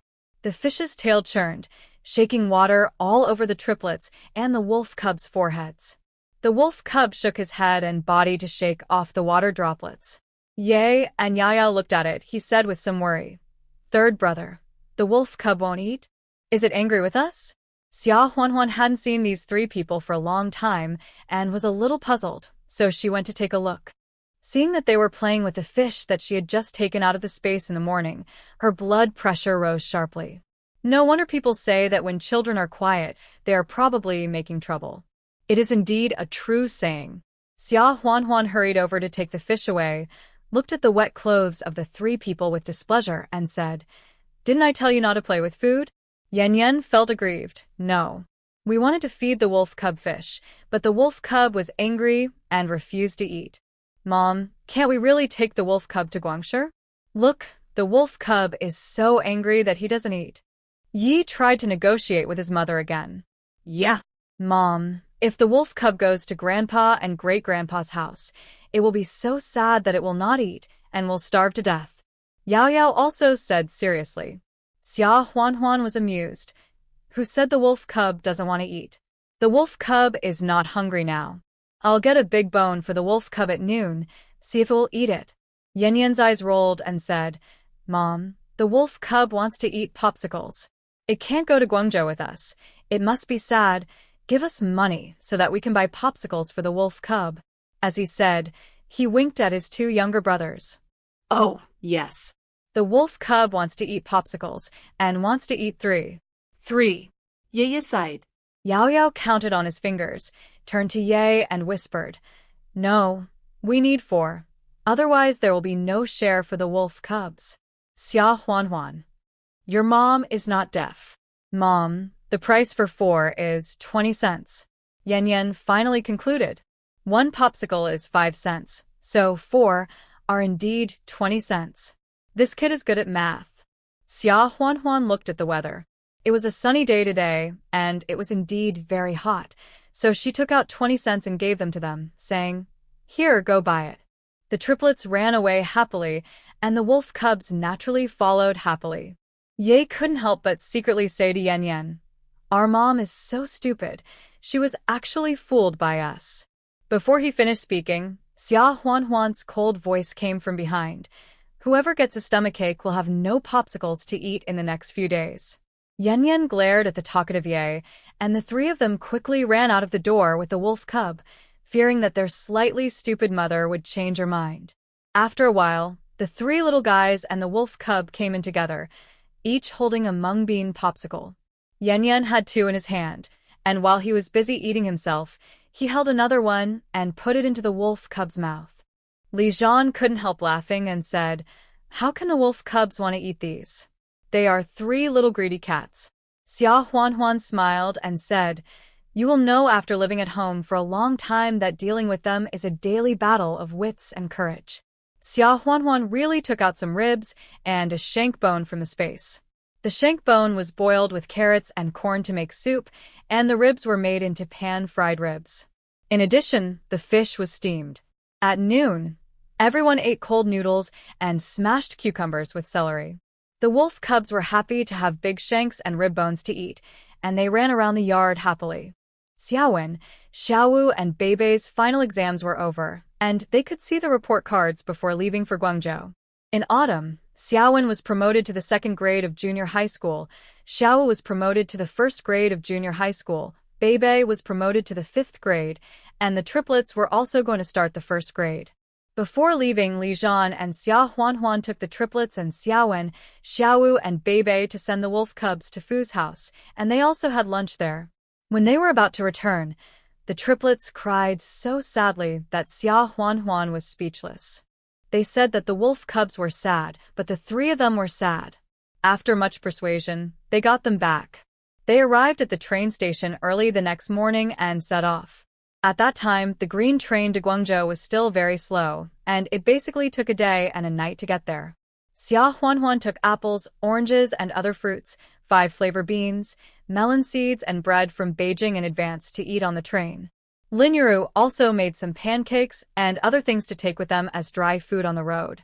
Although Xiaowen, Xiaowu, Beibei, and the triplets had taken trains many times when they were young, they still excitedly squeezed by the window to watch the scenery passing by outside. When they were tired of watching, they pestered Li Zhan and asked them to tell them about Li Zhan's fight with bandits when he was on a mission before. They all listened with relish.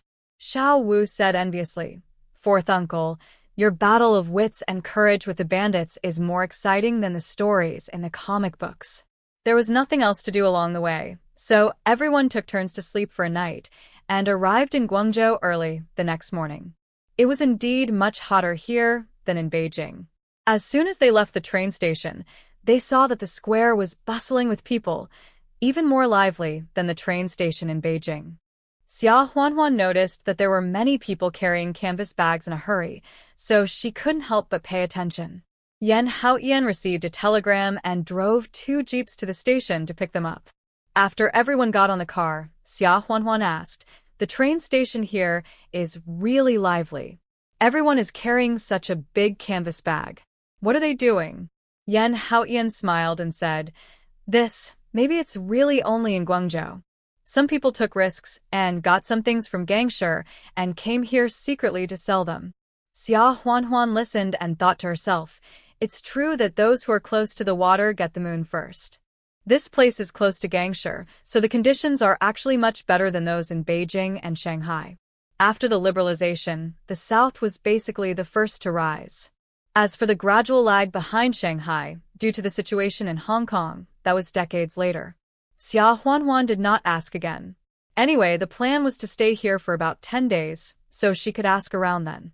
Yan Haoyan smiled and said, "I'll take you to the guest house first, and then I'll take you to have morning tea. The morning tea in Guangzhou is quite famous." Lin Yuru had never heard of morning tea, and smiled and said, "Oh, drinking tea in the morning without eating anything, you must be hungry, right?"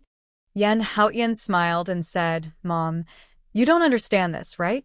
People here are used to drinking tea and eating snacks in the morning. There are many kinds of snacks, which are not worse than the big pancakes, fried dough sticks, and tofu pudding in the north." The jeep first arrived at the military guest house and opened a total of 3 rooms. Li Zhan and Xia Huanhuan took the triplets to 1 room, Xia Shuangshan and Lin Yuru took Beibei to 1 room, and Xiaowen and Xiaowu were allocated in this way. After putting my things away, I took a bus to the famous Beiyuan restaurant in Guangzhou. This is one of the 3 largest garden restaurants in Guangzhou. It is antique and has winding paths and water in the restaurant. There are colorful carps in the water. The environment is first class. Yan Haoyan knew that they were coming, so he had asked people to come and line up, waiting for Xia Huanhuan and her group to come in. After a while, they went in. Yan Haoyan also knew that Xia Shuangshan and Lin Yuru had never eaten this before, so he didn't let them order dishes. He took the menu and ordered 1 or 2 of the famous dim sum in the restaurant. For tea, he ordered a pot of longjing before the rain. After a while, the dim sum came up.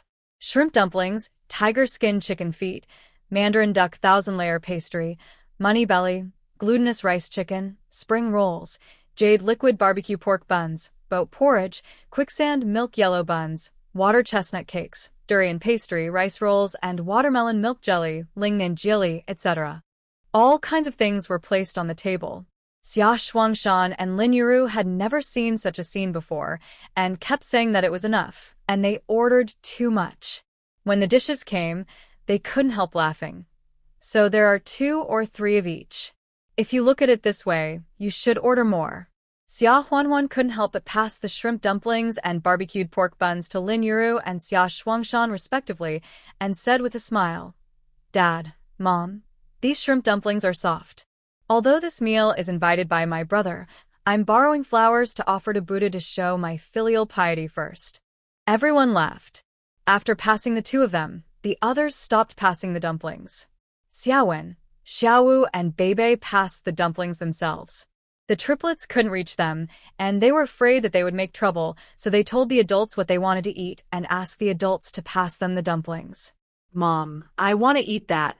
Yan Yan pointed at the 1,000-layer pastry and said. Without waiting for Xia Huanhuan to pass the dumplings, Yan Haoyan had already passed the 3 dumplings on a plate to the triplets. Ye and Yao Yao couldn't help looking at Yan Haoyan in surprise. "Uncle, how did you know we want to eat that too?"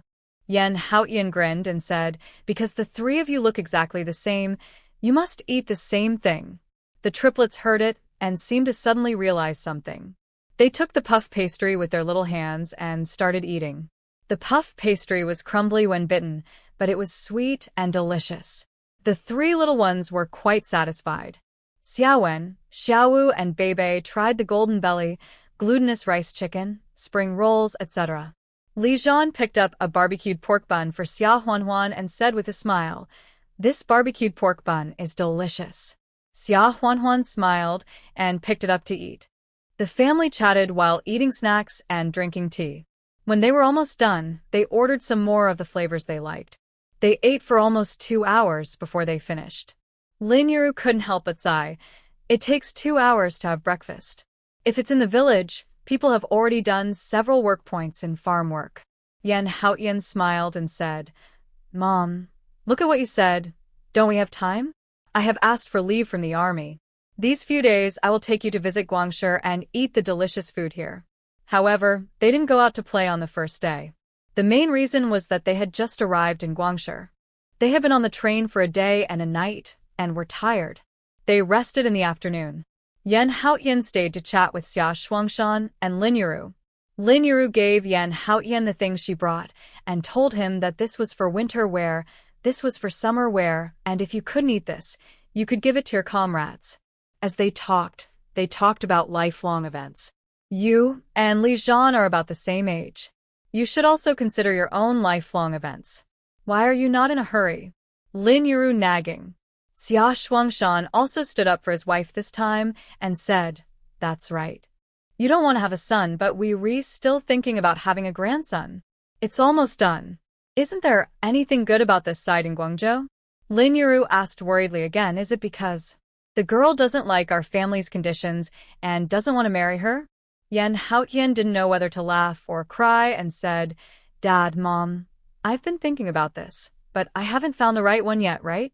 Lin Yuru sighed and said, "How about let Huanhuan take a look at her classmates to see if there are any suitable ones?" Yan Haoyan was even more helpless. "Mom, Huanhuan's classmates are all from Beijing, and I'm in Guangzhou, which is more than 2,000 kilometers away. If I date them, we'll have to live apart, right?" Lin Yuru couldn't help but sigh again. "Look, Huanhuan's triplets are already 5 years old. Mom is really worried." Yan Haoyan scratched his head. He couldn't just conjure up a partner like a magician now, could he? He had to change the subject with other words. In the next few days, they went to the more famous scenic spots in Guangshi, such as arcades, parks, Xiguan, and other places to have fun, eat rice noodle rolls, roast meat, and the like.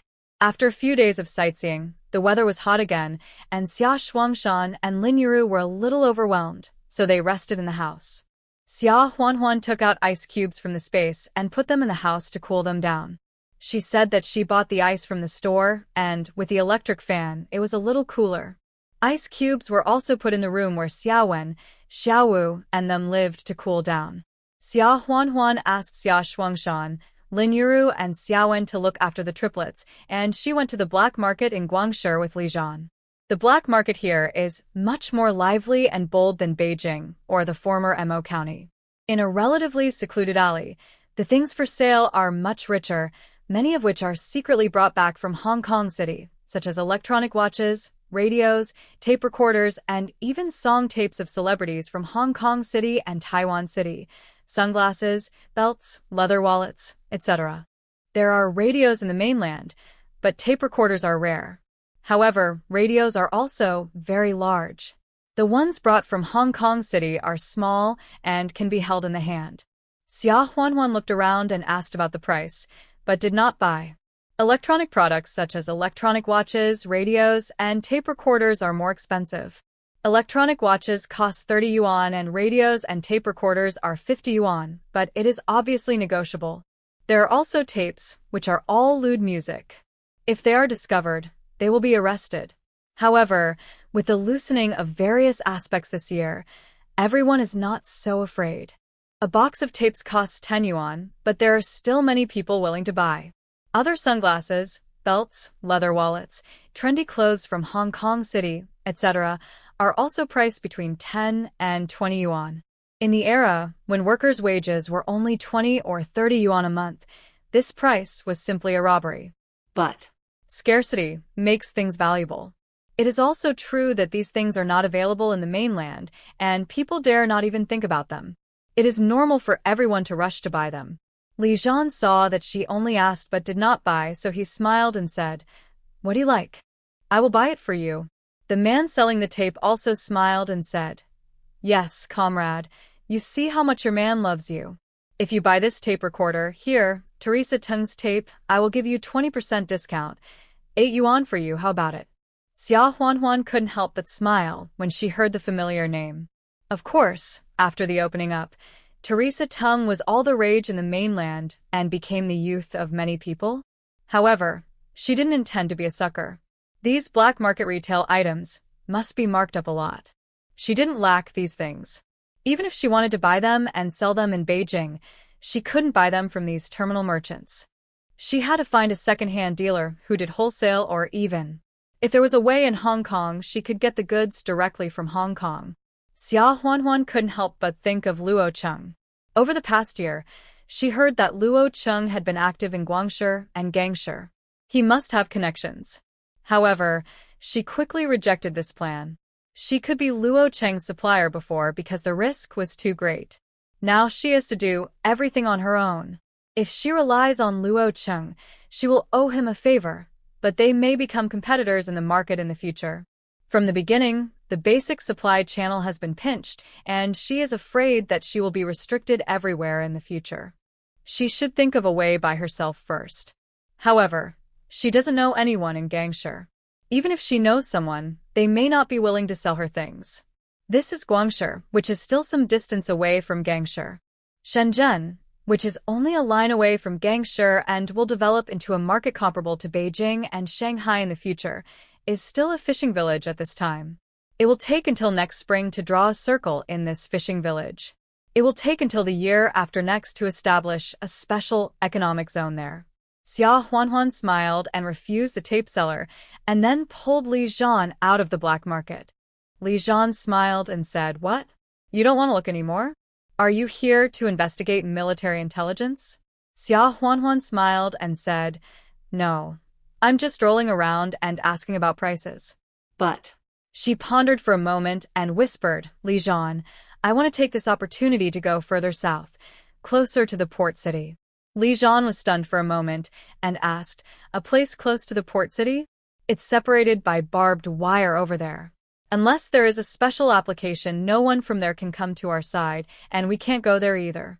You have no way to get there, so you can't buy the goods, right?" Xia Huanhuan smiled knowingly. Li Zhan's mind was quick, and he knew that she was going there to buy goods. She said, "Let's go over there first. Right now, that's the closest place to Gangshi on land.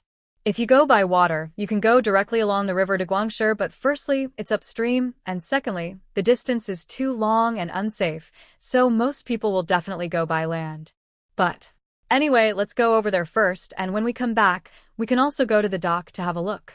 After hearing her analysis, Li Zhan smiled and said, "Okay, I'll go with you. Let Dad, Mom, and the kids stay in Guangshi and wait for a while." The two made a plan and went directly to the station to buy tickets. The two places are more than 100 kilometers apart. Now Shenshur is still a fishing village, so there is naturally no direct train, but there are trains to the nearby county town. You can take the train to the county town and then find a car or other ox cart to go there. After buying the tickets, Li Jian suddenly leaned over and whispered in Xia Huanhuan's ear, "Huanhuan, step aside. I have something to do."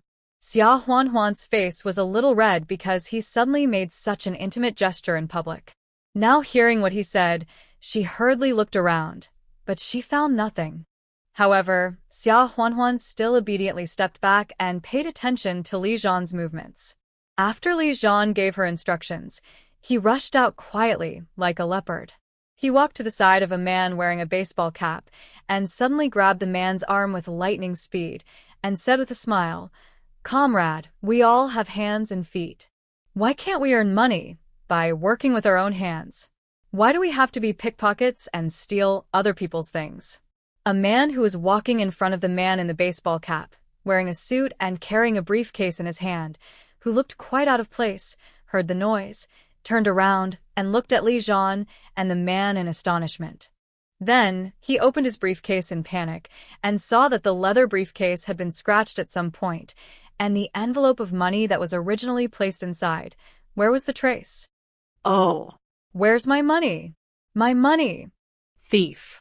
Did you steal my money?" The man in the baseball cap glared at the man in the suit and Li Jian fiercely, then fixed his eyes on Li Jian's face. "You say I stole it, so I stole it?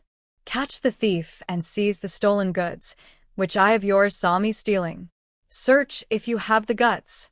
Finally, he did not forget to threaten viciously, "I warn you to mind your own business." Li Jian looked at him, then stuck out his chin to the side and said with a smile, "I don't need to search you, because the money is now on your accomplice." When the man who was named heard it, he immediately ran away. In a flash, Li Jian grabbed the man in the baseball cap's arm and took 2 steps forward. Before his accomplice could run away, he had already grabbed the back of his collar. Next, Xia Huanhuan witnessed the scene she had only seen in Hong Kong and Taiwan action police and gangster movies before. No matter how the 2 pickpockets tried to escape and tried to beat Li Jian back with punches and kicks, their arms or clothes seemed to be tied to Li Jian's hands with some silk thread, and Li Jian was leading them as if he was playing Tai Chi. The one who ran out just 1 step was pulled back, and the other one raised his foot to kick, but was kicked by the other one and his knees bent, and he knelt on the ground. In a short while, the 2 were subdued to the ground, and their hands were handcuffed and tied behind their backs. Li Jian searched the accomplice and took out the thick envelope, walked up to the man in the suit, and said with a smile, "Comrade, this is yours, right?" The man in the suit, like everyone else present, was still in a state of astonishment. Upon hearing Li Jian's words, there was a burst of applause all around, and everyone shouted in praise. The man in the suit also quickly took the envelope, looked inside, and then said gratefully, "Thank you, sir. If it weren't for your help, I would have lost everything this time." Xia Huanhuan was moved. This man's address to Li Jian was quite special. People here call each other comrade, regardless of gender. Xia Huanhuan hasn't heard of addresses like Mr. and Miss for a long time. Li Jian was obviously stunned for a moment, but then smiled and said, "You're welcome. This is what I should do. You still have to be careful when you go out." The man in the suit said in poor Mandarin, "I was careless. Sir, I would like to treat you to a meal to thank you for your help. Please be sure to accept it."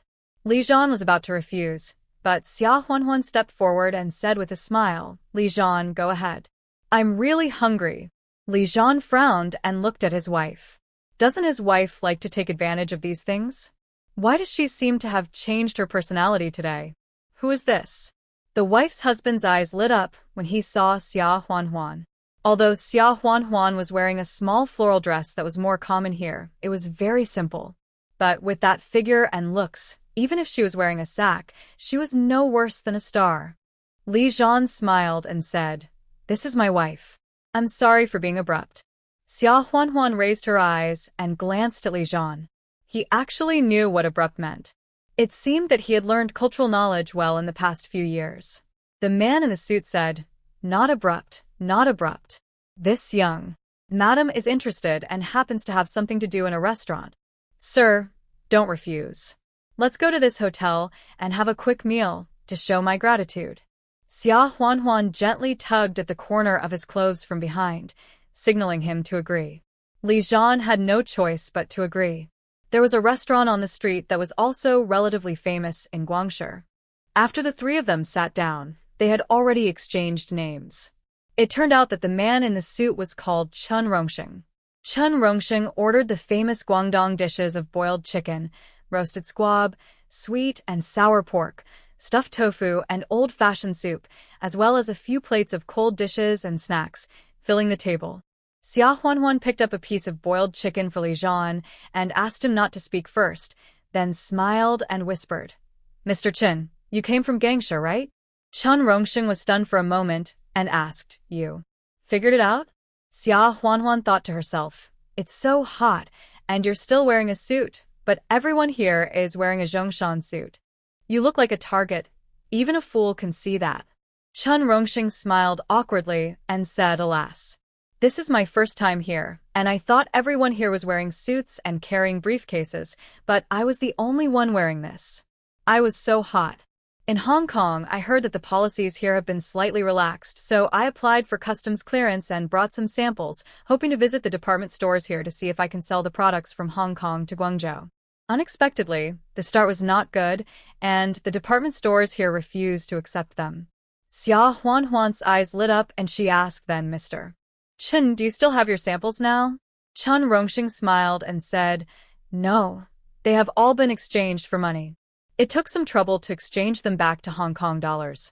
After hearing this, Xia Huanhuan had to smile and didn't say anything else for the time being. After hearing this, Li Zhan understood why Xia Huanhuan suddenly wanted to have this meal. After a pause, Xia Huanhuan asked again, "Then, Mr. Chen, do you still plan to continue doing business in Guangshi?" Chen Rongxing looked at Xia Huanhuan, realized that she had something to say, and smiled. "I'm afraid the formal way is not feasible. As for other ways, the risks are too great. I still need to consider it carefully." Seeing that the conversation was right, Xia Huanhuan lowered her voice and smiled. "So, Mr. Chen has a source of goods?" Chen Rongxing blinked and smiled. "This, I dare not guarantee. But I have more ways, I can always get it." After hearing this, Xia Huanhuan left him an address and phone number and said that she hoped they could cooperate if there was a chance in the future. During the meal, Xia Huanhuan got up on the pretext of something and went to pay for the meal in advance, and then came back. When they were almost done eating, Chen Rongxing called the waiter to pay the bill, but the waiter said that it had already been paid. Chen Rongxing was stunned for a moment before he understood and said repeatedly, "How can this be? How can I be so embarrassed? It was you who helped me catch the thief." Xia Huanhuan smiled and said, "Mr. Chen, you're welcome.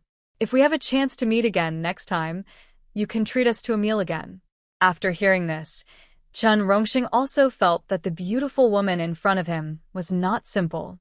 From the questions she asked at the table, maybe they really could cooperate in the future, so he smiled and said, "Okay, we have a long way to go." The two sides said goodbye, and Xia Huanhuan and Li Zhan returned to the guest house. Li Zhan asked softly, "Are you planning to buy goods from him in Hong Kong in the future, and then sell them in the mainland?" Xia Huanhuan nodded, and did not hide it, and said, "Yeah. There are many good things in Hong Kong which are not seen in the mainland. They must be popular. However, I want to give you a shot of prevention. That is, the way I purchase goods in the future will definitely have some gray areas. If you disagree, then I will never tell you about these things in the future, and you just pretend you don't know, okay?" The two of them were frank and open, and they were bound to encounter such contradictions. After all, Li Zhan was a public employee. Could he accept her methods? Would there be a rift between them? She really had no idea in her heart whether it would cause a rift. Li Zhan frowned and thought for a long time, then sighed and said, "Even if I stop you, you will continue to do it, right?" Xia Huanhuan nodded and said, "However, I can also guarantee that this is just a special method during this special period. If conditions permit, I will use legitimate methods to purchase and sell goods. Just like the black market that has existed all these years, It is indeed illegal on the surface, but it is indispensable because the existence of the black market has saved many people. Xia Huanhuan would never touch the black area, but she was not particularly willing to abide by some things that she knew would be relaxed in the future and were only banned during this special period. Li Zhan looked at her and then said, "I only have two requirements. The first is that you must protect yourself. If your life is in danger or you're injured because of these things, I will definitely interfere even if I lock you up, and I will not let you do it again. You have to keep your original intention. Our family is not short of money. For some things, if it is purely for money, there is no need to take risks. If you agree to these 2 points, I will not interfere." Xia Huanhuan felt warm in her heart after hearing this. He put her safety first. Moreover, it was rare for him to say, "I will not interfere," given his status. Xia Huanhuan nodded and said, "Okay. "I promise you." After turning to the guest house, the two told Xia Shuangshan and Lin Yuru that they planned to go to the south to take a look. They did not say much about the details. Xia Shuangshan and Lin Yuru did not ask in detail. Anyway, with Li Zhan going with them, their daughter should be fine. The next day, Li Zhan and Xia Huanhuan took the train to the south. It took about 3 or 4 hours to reach the county town, a journey of more than 100 kilometers. Although it was only a county town, there were many people at the train station, and everyone was carrying large canvas bags. Generally, people were lightly equipped on the train coming in, but were carrying large and small bags on the train going back. Xia Huanhuan whispered, "I'm afraid these people secretly got the goods from the port city and wanted to sell them on the black market." Outside the train station, there was a tractor. It was a business opportunity for the fishermen here, who had discovered a business opportunity and were specifically transporting these gold diggers from afar from the train station to the dock. One of the drivers called Xia Huanhuan and Li Zhan and asked if they wanted to take a ride, as there were only 2 spots left. The one-way fare was 3 yuan per person, which was not cheap. But people still flocked to take the ride.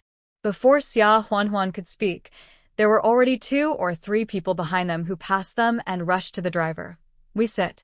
Xia Huanhuan was knocked off balance, and Li Zhan quickly grabbed her and held her in his arms. The driver turned around and apologized. "Sorry, there is no seat. You wait for the next one." Li Zhan asked, "How long will it take for the next one?" The driver thought for a moment and said, "It will take 2 hours to go back and forth." Xia Huanhuan heard that if she waited another 2 hours, she would probably miss the train back to Guangzhou by going to the fishing village pier and coming back. She pulled Li Zhan towards a secluded place. Li Zhan was a little confused. "Huanhuan, what tricks have you come up with?" The two of them took a detour to a more secluded place. After Xia Huanhuan made sure that there was no one around, she said, "I'll go to the space, see if you can see if there is anyone." As she said that, she disappeared. Li Zhen. At least tell him why she went to the space. Just let him wait like this? However, Xia Huanhuan didn't make him wait long. Li Zhan observed the surroundings while paying attention to the place where she just disappeared. Then, a jeep suddenly appeared in the empty space where there was nothing before. Li Zhan's eyes widened in shock. Xia Huanhuan got down from the driver's seat and asked, "You can drive, right?" Li Zhan opened his mouth, not knowing where to start. He found that no matter how many times his wife confessed, there were always new secrets on her, one after another. This jeep. Where did she come from? Li Zhan nodded and sat in the driver's seat, and Xia Huanhuan also got on the co-pilot. Li Zhan started the car and drove forward. Xia Huanhuan took the map she had just bought from the newsstand next to the train station and directed, "Follow this road, drive straight ahead, then turn west, and you'll be there." While directing, she sighed in her heart. It's so inconvenient without a navigation. Li Zhan didn't ask about the origin of the jeep. He had already accepted his fate. In the future, he would not be surprised even if his wife made a house out of the space. The jeep quickly overtook the previous tractor, and everyone could not help but salute the jeep that passed by. When they arrived at the place, Xia Huanhuan asked Li Zhan to drive the car to a forest far away from the village. Seeing that there was no one around, she put the car into the space and then went to the village with Li Zhan. The jeep was too much of an eyesore, so it was more convenient to put it away and keep a low profile. When they arrived at the village, they saw that there was only barbed wire separating the border, and there were also sentries standing guard, all of whom were sent from a nearby barracks. Looking further ahead, you can see the sea and the small pier, as well as the fishing boats moored at the small pier. It seems that there will be no transactions during the day. Xia Huanhuan went to a villager's house for one night and asked about the situation at the owner's house. The host guessed what Xia Huanhuan was here for and said with a smile, "You guys wait until night. We're not at the pier. We have to go further ahead. You just follow those people. They all know the way." Xia Huanhuan listened and went to the room with Li Zhan to rest. It was hot in the summer, so she locked the door, got some hot spring water from the space, took off her single clothes until she was left with only her underwear, and then wiped the sweat off her body with the water. Since she couldn't reach her back, she asked Li Zhan to help wipe it. Comrade Li Zhan naturally wouldn't be so gentlemanly as to just wipe her back, and his somewhat excessive movements made Xia Huanhuan angry and unbearable. The key is that this rascal didn't even get to the end, but teased her. However, in this way, time passed much faster, and soon it was dark outside. The temperature also dropped slightly. Xia Huanhuan fetched water again, and after the two of them washed, they went out. The host prepared fish soup and clay pot porridge. Li Zhan and Xia Huanhuan drank a lot of it before leaving the house. Sure enough, many people in the village quietly left the house at this time and walked towards the seaside. Li Zhan and Xia Huanhuan followed them without asking others. When they arrived at the dock, there were already a few people there. When they saw each other, they nodded. It was obvious that they had seen each other many times and knew each other. Li Zhan and Xia Huanhuan were strangers, so everyone looked at them warily for a while, and then a man came forward to question them. Xia Huanhuan was not afraid and said, "This is our first time here, but our purpose is the same as yours, that is, we want to import some goods. Don't worry, we are not selling them in your land in Guangshi, but we are going to sell them in the north." The interrogator didn't say anything more after hearing this and walked away, but he still kept an eye on them, fearing that they were plain clothes. Soon, someone whispered, "Here they come." Nothing could be seen on the dark sea, but the sound of water could be heard, coming from far away. After a while, a small fishing boat, without lights, came to the shore. Two people on the fishing boat lifted 2 boxes of things from under the awning to the bow, opened them, and said, "Today we have 100 electronic watches, 100 wallets, 100 belts, 100 tape recorders, 100 tapes of Teresa Tung and Sam Hui, and 100 sunglasses. 30 cans of biscuits and 30 cans of milk powder. That's all. First come, first served." Everyone rushed over, holding money in their hands, fearing that it would be their turn. Xia Huanhuan and Li Zhan also moved forward, mainly because they were afraid that if they showed no interest at all, these people would be suspicious. If they thought they were plain clothes and wanted to get them here, no matter how powerful Li Zhan was, he would be no match for them. Except for the cans of biscuits and milk powder, the other things were not big, but the prices were not cheap. Even so, they were almost sold out very quickly. The tape recorder and the cassette tapes were too expensive, costing 45 yuan each. The cassette tapes were 2 yuan each, but without the tape recorder, they were not easy to sell. So, in the end, there were only 80 tapes left and no one wanted them. It was no wonder. The purchase price was 45 yuan each. The last time Xia Huanhuan and Li Zhan asked in the black market, the price was only 51 yuan. Such expensive things did not make much profit. If they could not sell them, they would have to keep them all. The people on the boat also felt that the tape recorder was not selling well, so they said, "The price of the tape recorder has been reduced to 41 yuan, and a box of Teresa Tung will be given as a gift." After shouting, some people took about 45 tapes, and there were 75 tapes left. The people on the boat shook their heads and put the tape recorder aside. Xia Huanhuan then came forward and asked, "If I want all of these tape recorders, what is the lowest price you can give me?" When the people present heard this, they were all shocked and looked up at Xia Huanhuan in astonishment. At a glance, the person who spoke was a stranger they had seen before, and they couldn't help but become even more curious. The experienced ones laughed and said, "Is this your first time doing this? You are obviously inexperienced. These things cannot be sold openly. If you want so many and keep them all in your hands, it will crush you. It is better to take fewer units so that the funds can be turned over faster and you can make more money. Yes, I have no experience. This tape recorder is high-end, but not everyone can afford it. It is the best to sell 3 or 5 units a month. The people on the boat were eager to ship the goods, so they scolded those who were gossiping. Go away. What do you know? Big sister, you have good vision. These tape recorders are good things. When you play a tape, it is like a female singer singing in your ear. If you really want it, I will give you 35 yuan for each one. What do you think? 35 yuan means that according to the black market price of 50 yuan, you can make 15 yuan for each one, which is not bad. However, if you buy 75 units together, that is 2,450 yuan, which is a huge sum of money. Even those old hands who have been doing this kind of business for a while and have earned thousands or tens of thousands of dollars may be tempted, but if they do the math, they will realize that they have to gamble a quarter of their fortune. If it gets caught, it will be a big loss. Moreover, with so many tape recorders, if they are checked on the train, you can lie that your relatives asked someone to buy them from Hong Kong for you, but what about more than 70? If you can't explain it clearly, confiscation is a small matter, but if you are arrested, some people can't help but gloat at Xia Huanhuan's misfortune. I don't know where this fool came from. I'm afraid he will fall hard. Xia Huanhuan shook her head and smiled.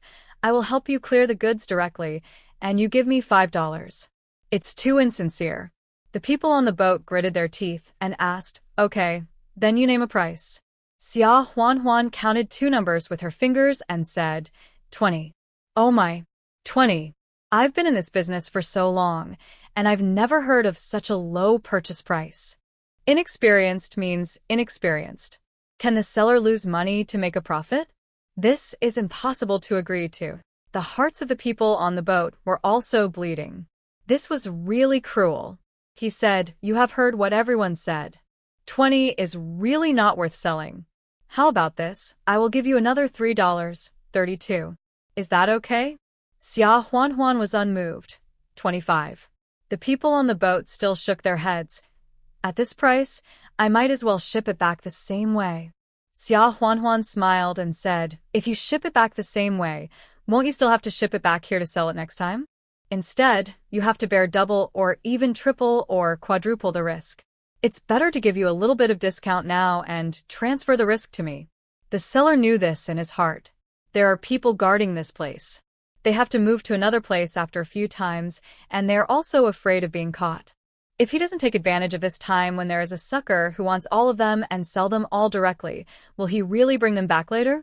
Looking at the situation of today's shipment, at most 10 to 20 units each time, and it would be good if he can sell 5 or 6 units when it is saturated later. With this calculation, it will take at least 5 or 6 times to sell all of them. If he is discovered once, he can jump into the sea and swim away, but the things will be gone. This has happened before. For people like them, risk is always more important than making more money. Therefore, the man pondered for a long time and finally gritted his teeth and said, 30. It can't be any lower. Xia Huanhuan said, 28, and I will give you a Teresa Teng disc for each one. If it works out, I will also buy all the things you have left tonight. How about that? 28 plus a box of Teresa Teng. The people on the boat were frowning, but the other things were also a great temptation. He looked and saw that there were 3 barrels of milk powder and biscuits left, 10 yuan for a barrel of milk powder, 12 yuan for biscuits and other sunglasses, electronic watches, belts, wallets, and Su Guanjie's tapes, etc. All in all, it would be several hundred yuan. If they could really sell them all at once. The people on the boat couldn't help asking, do you have cash? Xia Huanhuan smiled. Of course. After hearing this, no one said anything sarcastic, and no one laughed at the joke. They took the tape recorders, and 35 yuan for one was already the lowest price, and this was probably some batches of goods with poor quality. This time, the goods were all good, and the purchase price was 28, which meant that one could earn 23 per unit, nearly half of the profit. But no one dared to buy 75 units in one go, so they could only sigh at this good price. The people on the boat gritted their teeth and said, okay, big sister, You seem to be very courageous. 28 is 28. 75 units, a total of 2,100 yuan, and these various things, 400 yuan, you give 2,005. Xia Huanhuan smiled and said, give me a discount for the others, 300 yuan, I'll give you 2,004, okay? At this point, the people on the boat sighed and said, okay. Big sister, is this really your first time? Your bargaining ability is better than those who have been doing it for a long time. Xia Huanhuan smiled and said, you flatter me too much. Immediately, the people on the boat helped move the remaining things to the land, counted them one by one, and Xia Huanhuan took out 2,400 yuan from her pocket and gave it to the man.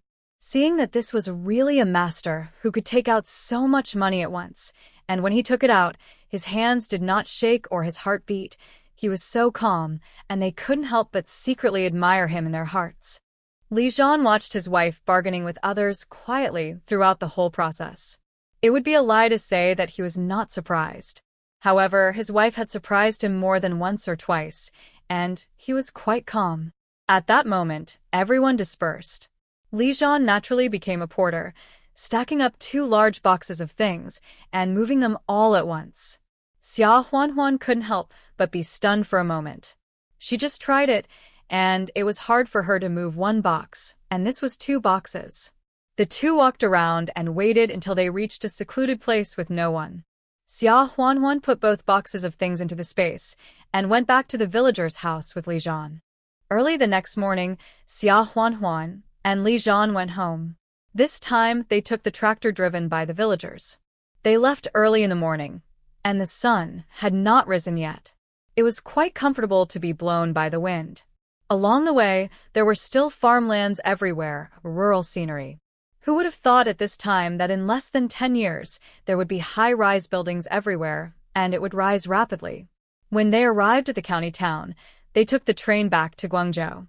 After thinking about it, Xia Huanhuan said to Li Zhan, I plan to rent a house here. Li Zhan understood immediately and asked, are you planning to come here using the space? Xia Huanhuan nodded and said, yes. I will definitely come here often in the future. In fact, it would be best to buy a house, but I can't be too anxious now. Let's rent one first, and then look for one later. Li Zhan looked at his wife. He found that his wife was really rich. She took out 2,400 yuan last night without blinking. Now, when talking about buying a house in Guangzhou, she didn't mention the money. I guess money is not a problem. Seeing Li Zhan looking at her, Xia Huanhuan asked, why are you looking at me? Is there something on my face? Li Zhan smiled and said lovingly, no, I just want to see. My wife is really beautiful. He felt a little disappointed. It turned out that Huanhuan didn't need him and could live a prosperous life. However, this was a mentality that he needed to adjust, and he shouldn't say it out loud to make Huanhuan worry. Xia Huanhuan rolled her eyes at him and cursed softly. What? Eh? As she spoke, she couldn't help but smile shyly. After returning to Guangshi, Xia Huanhuan began to look for a house. Just like when she was in the county town, she mainly went to the old city or the edge of the city near the suburbs to look for a house with a yard and a little remote, so as not to attract attention. Finally, she found a farmhouse with a yard in the southern suburbs, agreed to pay 8 yuan a month, and rented it. After finishing this matter, Xia Huanhuan went to visit Chen Lu.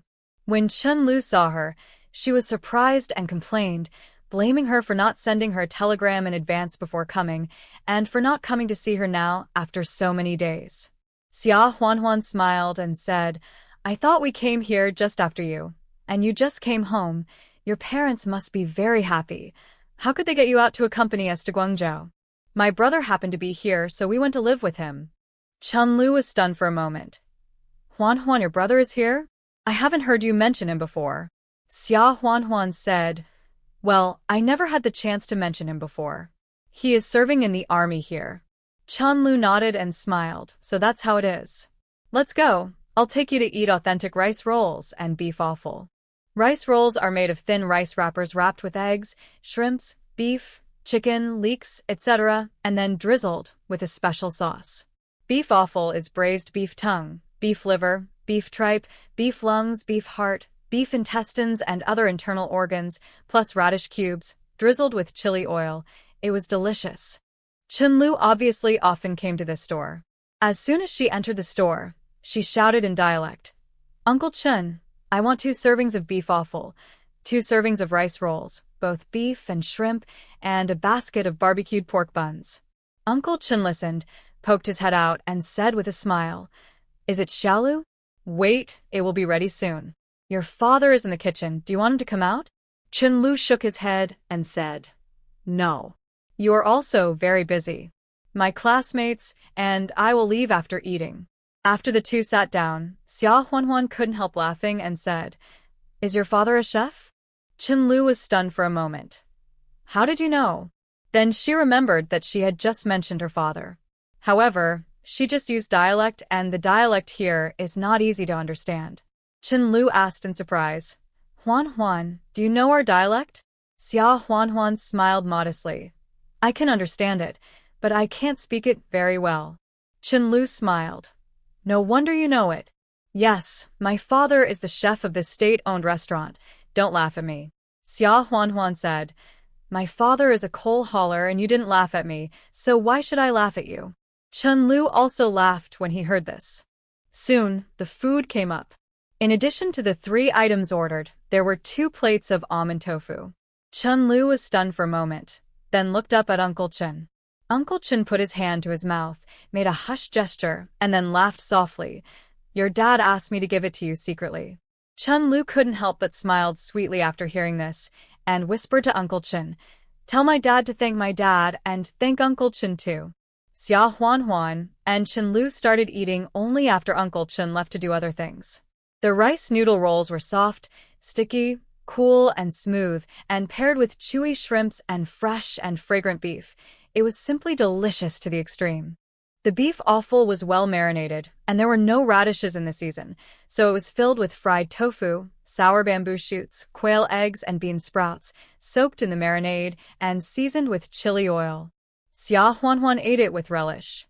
Paired with the fresh and fragrant barbecued pork buns and the cool and smooth almond tofu, Xia Huanhuan felt that her life was complete. Apart from anything else, it was worth the trip to travel through time just for this authentic meal. After dinner, the two went to the tea house to drink tea to digest the food, and only came out after killing some time. Just after leaving the tea house, a jeep happened to pass by and stopped when it saw them. Yan Haotian leaned out of the car window and asked with a smile, "Huanhuan, why are you here? Why isn't Li Zhan with you?" Then, she saw Chunlu beside her, and she couldn't help but be stunned for a moment. Chunlu didn't expect to meet brother Xia Huanhuan suddenly, and Yan Haotian was on duty, wearing a military uniform, heroic and handsome. Seeing that Yan Haotian was also looking at her, Chunlu couldn't help but blushing. Yan Haotian came back to his senses and asked with a smile, "Huanhuan, is this your classmate?" Xia Huanhuan saw that the atmosphere between the two was a little subtle, and couldn't help but curled her lips and smiled. "Yes, it's the roommate I mentioned. My home is in Guangzhou, and my name is Chunlu." Yan Haotian was generous, grinning with 8 teeth, and greeted with a smile. "Classmate Chunlu, hello." Chunlu said shyly, "Hello." "Hello." Yan Haotian looked back at Xia Huanhuan. "Where are you going next?"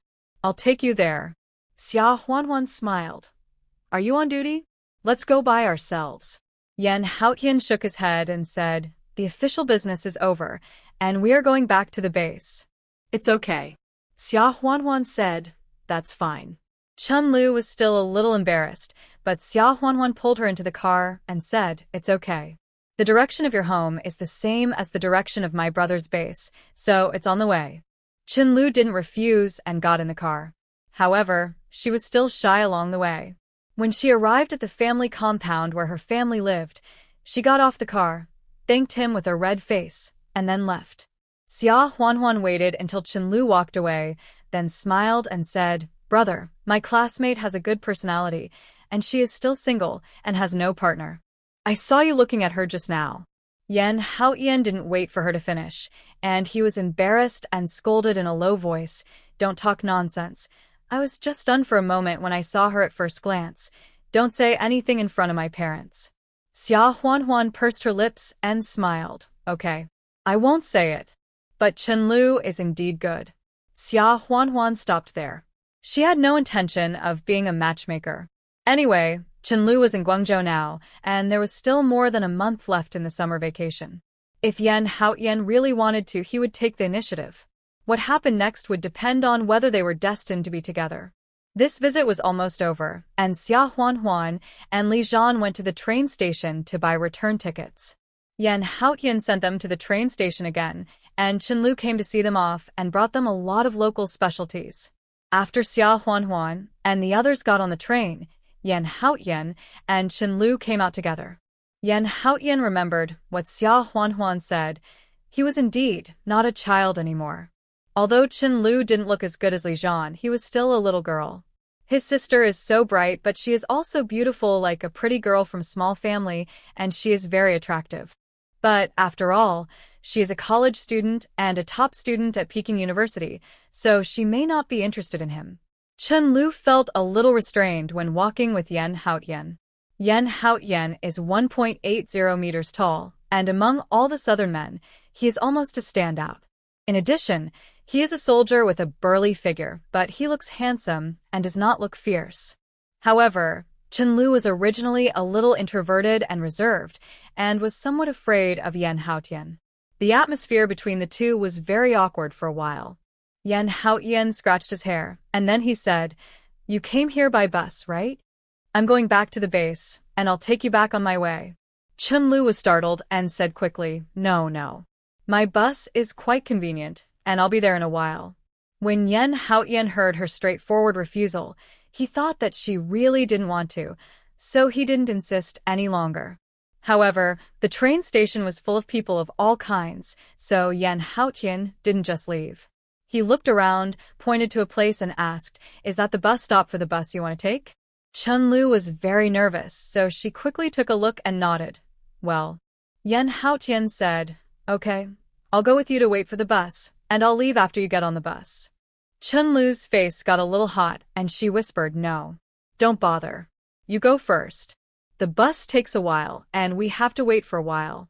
This time, Yan Haotian didn't give in and said, "How can that be? It's a bit chaotic here. What if you encounter a pickpocket or something? How can I explain to Huanhuan?" "It's okay. You don't have to be afraid of me. I'll wait until you get on the bus, and then I'll leave." When Chenlu heard this, he didn't care about being afraid or embarrassed. He suddenly raised his head and explained incoherently, I didn't mean that. I'm not afraid of you." When he said this, the last part of his voice was basically gone. However, Yan Haotian still understood it.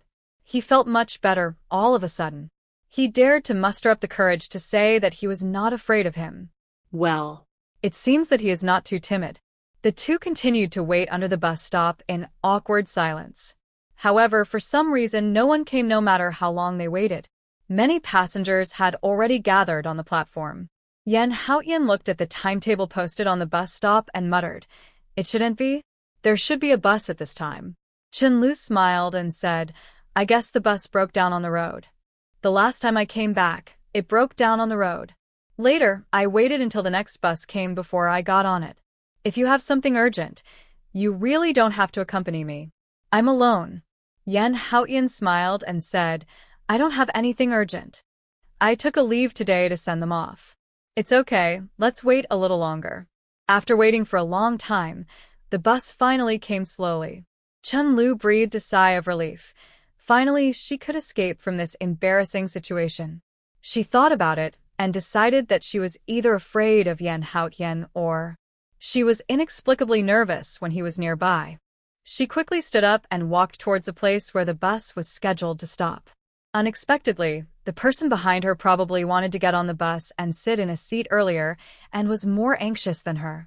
He didn't pay attention and bumped past her. Chenlu was petite to begin with, and she staggered to the side after being hit. Be careful." Yan Haotian saw this and quickly reached out to hold her shoulders. Chenlu lost her balance and fell directly into Yan Haotian's arms. Although Yan Haotian helped her, her head still hit Yan Haotian's solid chest involuntarily. People were wearing thin clothes in summer, and there was an awkward silence between the two. Then, Chenlu pushed Yan Haotian away violently. Her face had turned as red as the clouds in the sky. Yan Haotian also coughed twice with some embarrassment, and then said, "I'm sorry, I was just in a hurry." Chenlu quickly shook her head and said hesitantly, "No, I didn't stand firmly. I want to get on the bus. Thank you." After saying that, she didn't dare to look at Yan Haotian, lowered her head and turned around, rushing towards the bus. Then she was dumbfounded. Because there was a miss on the way, there were surprisingly many passengers on this bus, and there were 2 passengers at the door trying hard to squeeze in. The driver shouted helplessly in the car, "No room. No room. Wait for the next one." Having said that, he closed the car door with difficulty and drove away. Chenlu. Can the situation be any more awkward? Yan Haotian was speechless. He looked at the timetable again and saw that the next train would be in 20 minutes. Chenlu felt a little sorry. "Well, you really should go first. I feel embarrassed for you to keep waiting for me." Yan Haotian looked at her and said again, "How about I take you back? It's on the way and not a hassle. But if you really don't want to, I'm not unwilling," Chenlu said quickly. After saying that, his face turned red, as if she was eager for him to give it to her. Chenlu's voice became softer again, and he explained that, I am afraid of bothering you. When